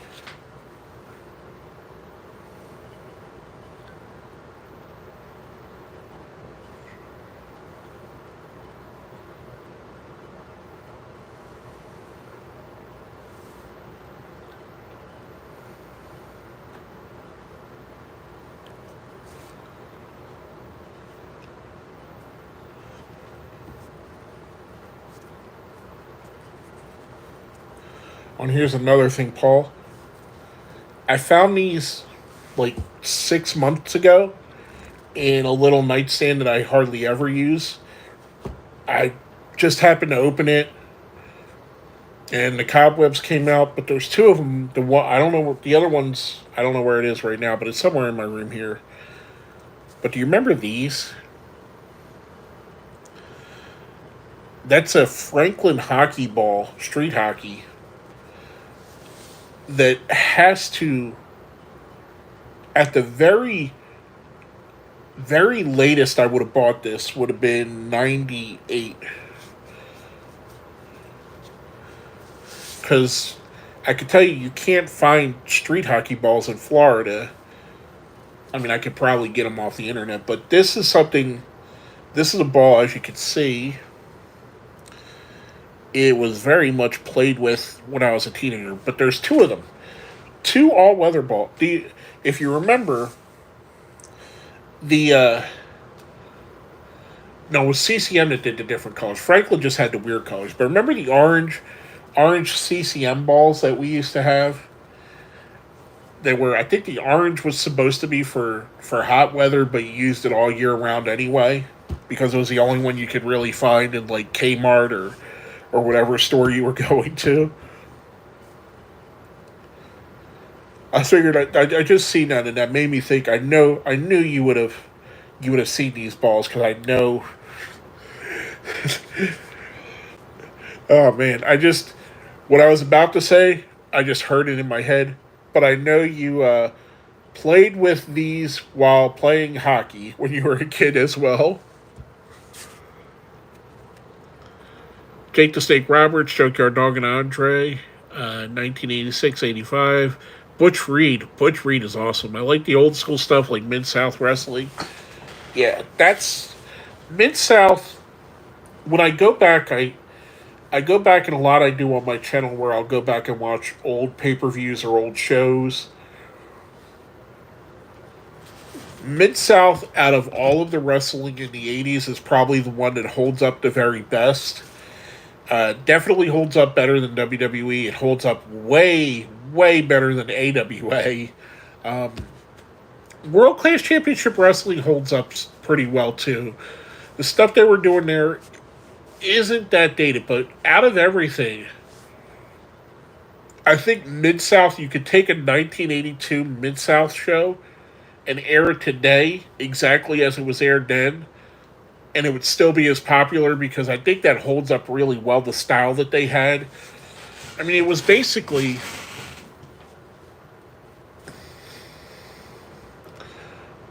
like a tough man competition or MMA in a wrestling world.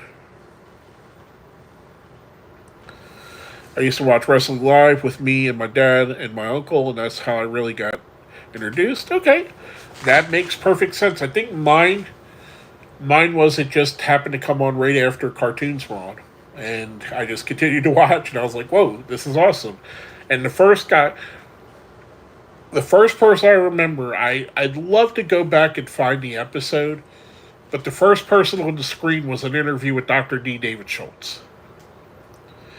And I'd love to go back and find out which exact episode that was, and they may have started a couple different shows with him, so it'd be hard to say.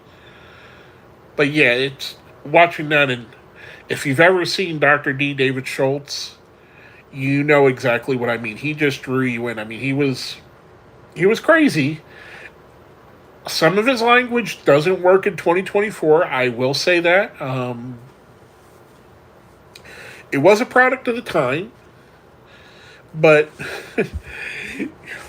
he's what made me want to watch it all together.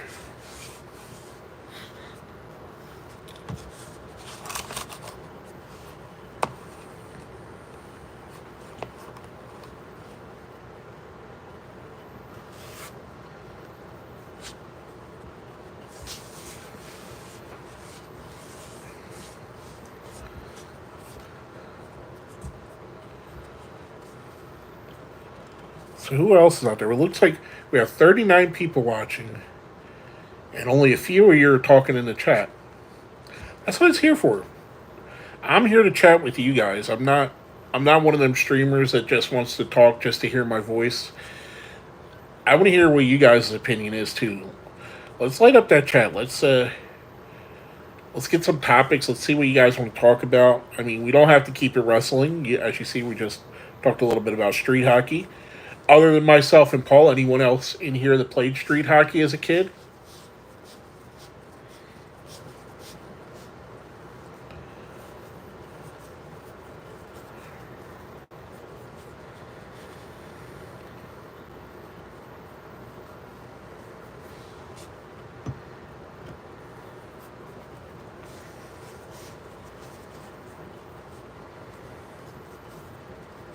Don't all pipe up at once.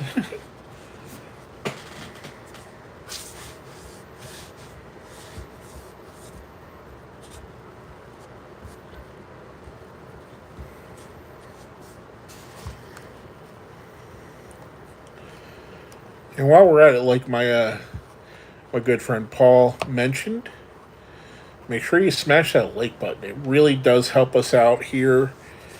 Um, Full transparency, the reason why YouTubers ask you to hit the like button, hit the share button, subscribe, all that stuff, it's because that really helps the algorithm. The more likes and shares we get, the more YouTube itself puts us out there. But yeah. Are these going to be a regular thing now? I think so, Paul. I'm enjoying this. Hopefully, I'm getting a good reaction. I mean, we got 39. How many people are in here now? Let me look. There's 41 people in here right now. So if I could keep around that for these, I'll keep doing them. Maybe a couple times a week. I want to look into other things, and this is something I'm probably going to reach out to you on a DM about. I know there's option where you could basically go online together. I'd like to do a couple of them. Maybe, obviously, you would be my first choice. Some other streamers I like, maybe go on live with them and basically have a conversation with everybody. But yeah, it might be semi-regular. Do I watch MMA? I catch MMA. So I used to watch MMA all the time. Probably all the way up through Conor McGregor's big run. And then it got to the point where they were just putting out too much. And I know this is coming from a person that watches 5 different wrestling shows a week. But them having like a pay-per-view or pay-per-view level event every week, I kind of got burnt out on it. And over the past couple of years, I'll watch it if it's on. I don't have anybody. I don't even really know who the champions are right now. I like the sport. I think it's a fun sport. I just think they oversaturated the market for me. But I was a big fan of like the Chuck Liddell, Randy Couture era, Forrest Griffin, George St. Pierre, um, Vanderlei Silva, the Pride fighting era. Pride was probably the peak of my MMA fandom. I love seeing guys like Rampage there and Fedor Emelianenko, Crow Cop. And one of the funniest things, and it made me think of this. Our good friend Paul, who's on the grind with Grinder here, a bunch of years ago, I forget what we were talking. It was either just in a chat or somehow it came up. We were watching Raw, and Alberto Del Rio came on, and Paul just said, "Where is Crow Cop when you need him?" And it's one of the funniest things I've ever heard. It stuck with me all these years later. What was that? At least a decade ago, right, Paul? And if you've not seen it, look out Dos Caros versus Mirko Crow Cop. Bleh. Hard to spit that out. And you'll see why that's so funny. How long do you have the YouTube channel? About 12 years now. There were a couple times where I took a year. There was a time I definitely took about 2 years off in the beginning of the pandemic and came back to it. There's another couple times where I took like 6 months to a year off just for mental health purposes. So on and off for 12 years. It's never been super huge, and that's not why I do that. It's basically I wanted to get on and do like this talk with other wrestling fans about wrestling. I felt like at the time this was started, I started with my friend Gary, and we both thought that with the wrestling shows that were out there wasn't many that were from a fan perspective. Now you got to remember this is pre What Culture, this is pre Steven Larson, this is pre WrestleZone or Wrestle Talk. I mean, all of the wrestling related YouTube channels were all done by wrestlers. So we thought there was a niche, and it was fun to do, and I just got that bug. So I've kept doing it mostly for that time.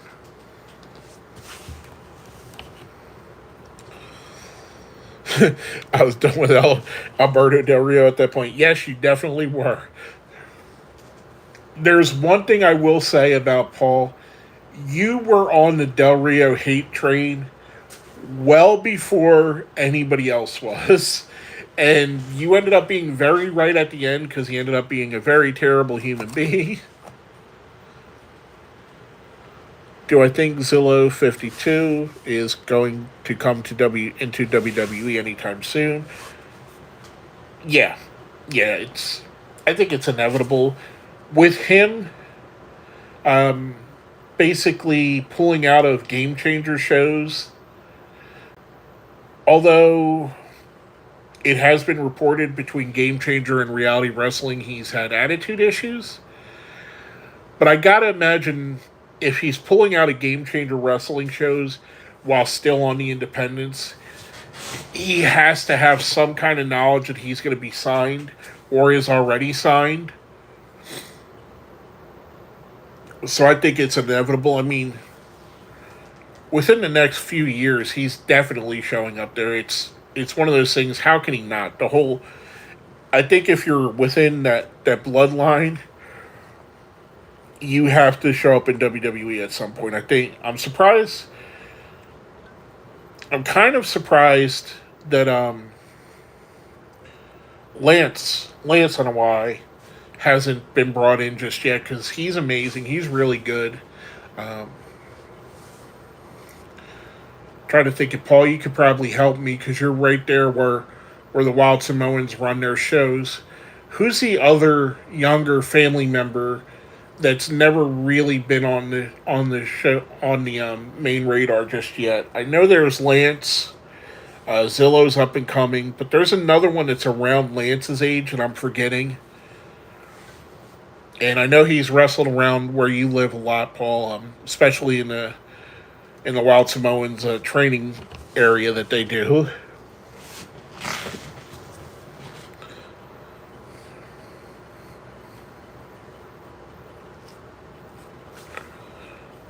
Sorry, like I said, these lights make me want to sneeze, and that's why I keep itching my nose. Sorry about that, guys. I know it's not fun watching an old man itch his nose.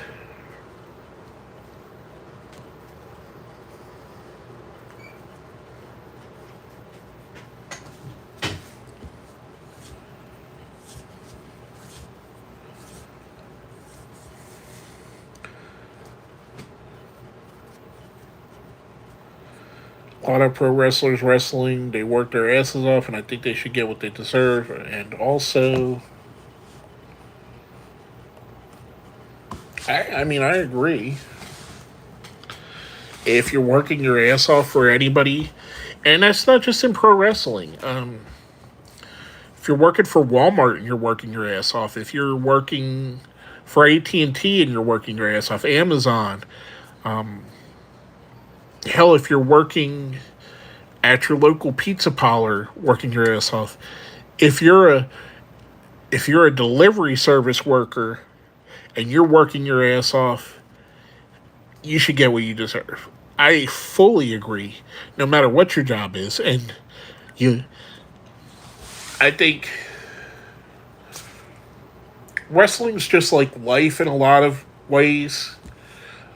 Sometimes the people that are working the hardest are the ones that get screwed the hardest, because one of two things happens. Either you're expected to do more for the same pay as others, and this is just coming from my own personal experiences. You're expected to do more than others are, that are probably making more than you, that have got hired after you got hired. If you're not in with the right people, meaning if you're not, in with management, or you're not a relative of the owner of the company you work for, it doesn't matter how hard you work at times. They're always going to take the side of one of their friends or family members. So I think pro wrestling, in a lot of ways, mirrors real life in that case. I think that just being talented isn't enough. You have to have the right connections. And like I said, I think it mirrors pro life and real life in a lot of ways. I mean, we've all been there. All of us that are in the workforce have been overlooked for a promotion that someone that wasn't as talented got. Or we've all been to a place where we might have been the person that wasn't as talented. We might have got a promotion that probably should have went to somebody else. And if you're being honest with yourself, there's probably a couple of us in here. I mean, there's 37 people watching here. There's at least a couple people here that have got promotions that should have went to somebody else. And I'm not knocking you. Don't take it that way. But you know exactly what I'm saying. It's just one of those things in life, I think, man, and it carries over in everything. Do you think? Do you think that it was a good idea that WWE stopped having the concert on DVDs? I don't know what their overhead is. I'd have to know if it was still worth it for them, because we know they have the content. Is it worth it for them to sell, let's say, 10,000 DVDs? Is that worth them running and printing 10,000 DVDs? I don't know, because like I said, I don't know what the overhead is. I'm guaranteeing that that's the big reason why they're there. If DVDs were selling like they sold 10, 15 years ago, they wouldn't be phased out right now. They'd still be marketing them, whether they have Peacock or anything else. They'd still be marketed. So, as a fan, I'd like to see them be back, because even with going from the WWE Network to Peacock, we lost some of that content. And there's so much content. I could go into my DVD collection in my room. There's so much content that I have on DVD that's owned by the WWF that's not on the WWF network. Like, for instance, there's only like 10 episodes of Smoky Mountain Wrestling. Now, it might not be worth it to them to put that out on the network, but I'd love to see all of Smoky Mountain Wrestling, or be able to go back and watch that. And stuff like Shotgun Saturday Night Live, or Shotgun Saturday Night, or Live Wire, or some of those old shows that are no longer important. I kind of wish they still had something like that.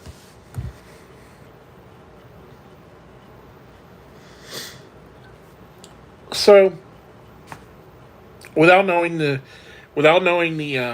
monetary side of it, I would say, yeah, I'd like to see them, even if it's just the big ones like WrestleMania or big compilations.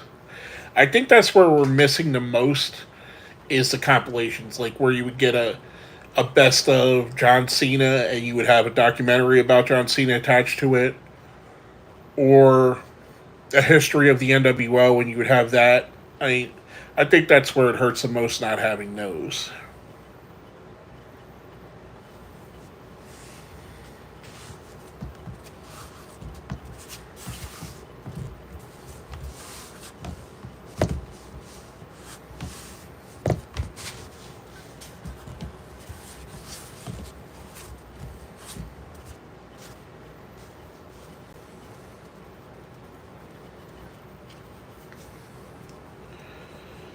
It looks like we're starting to peter out on the chat. Looks like a lot of people are dropping off, which I don't blame you. It's about 8 o'clock on a Sunday night. Most of you guys are probably getting ready to go to bed for work in the morning. I definitely understand that. So, with that, I'm probably going to go ahead and end this here shortly. Before I do, if anyone has any other questions or anything they want to talk about before we do end this, throw it up in the chat. Again, like my good friend Paul said, make sure you hit that like button. Subscribe if you're not subscribed. All this would definitely help me. If you like what I do, stay. If you like these, subscribe and keep checking my community page, because I am going to put on my community page ahead of time when I plan on going live again. If you want to see some of the other content I have, I do make daily shorts. I will let you know that they are voiced by AI, but they're mostly covering historical wrestling figures, like, let's say, Trish Stratus. That's when I was just working on before doing this. Dump Matsumoto, we just put one out on. I also did, here's another one. I just did a review of the Queen of Villains, which is the story of Dump Matsumoto. It's on Netflix. It's a 5-part series. It's an excellent watch. If you want to see a review on it before you watch it, I have a long-form review on there. I like to do top 10 videos that are all wrestling related, so those are on my long-form videos as well. I've been doing lately comparison videos where I'll take either 2 or more wrestlers and compare them and basically come up with who is or who was better. So in other words, like I did Sting versus The Undertaker, did the 3 members of the Shield, the 4 Horsewomen. The one that is going to come out, the next one I'm working on, I'll probably be recording it tomorrow and hopefully release it tomorrow, is going to be Hangman Page and Swerve Strickland, comparing them in different categories to see basically who's the better of the 2 wrestlers. I have a lot of fun with those. If you want to check anything else out I do, if you just like this format, I appreciate that as well. If you like any of the others, I appreciate that. But like I said, I see the chat starting to fizzle out. I see we're starting to lose watchers. It is getting later in the day. So I'm going to go ahead and call it a night. I thank everyone that came in here, whether it be for 2 seconds, 2 minutes, or the whole 2 hours plus. I appreciate you. I love you, bro. Great stream. Look forward to the next one. Love you too, brother. Thank you so much. And I'm going to hit you up on a DM. It might not be tonight because I have something I'm working on once I get off of this. I'm going to hit you up this week and see about maybe scheduling where we could do one together, because I think that'd be awesome. For nothing else, just to talk to you for a little bit, because, I love you too, man. But anyway, I digress. Give us a check. If you see On the Grind with Grinder, check him out as well too. That is the entire reason why there's even this video or anything with me on YouTube, is my good friend Paul there. Paul is my inspiration for that. He's a great friend, a great guy. Check him out. Give him a shout out. Give him a holler. Give him a follow. Follow his stuff, because his stuff is much better than mine. I'll put it to you like that. And again, I want to say thank you for everybody that stopped in, whether it was for a minute, an hour, the whole show. I appreciate all of you. I hope everyone has a great night. Until the next time, my name has been George Coles, and you've been watching Heel Heat.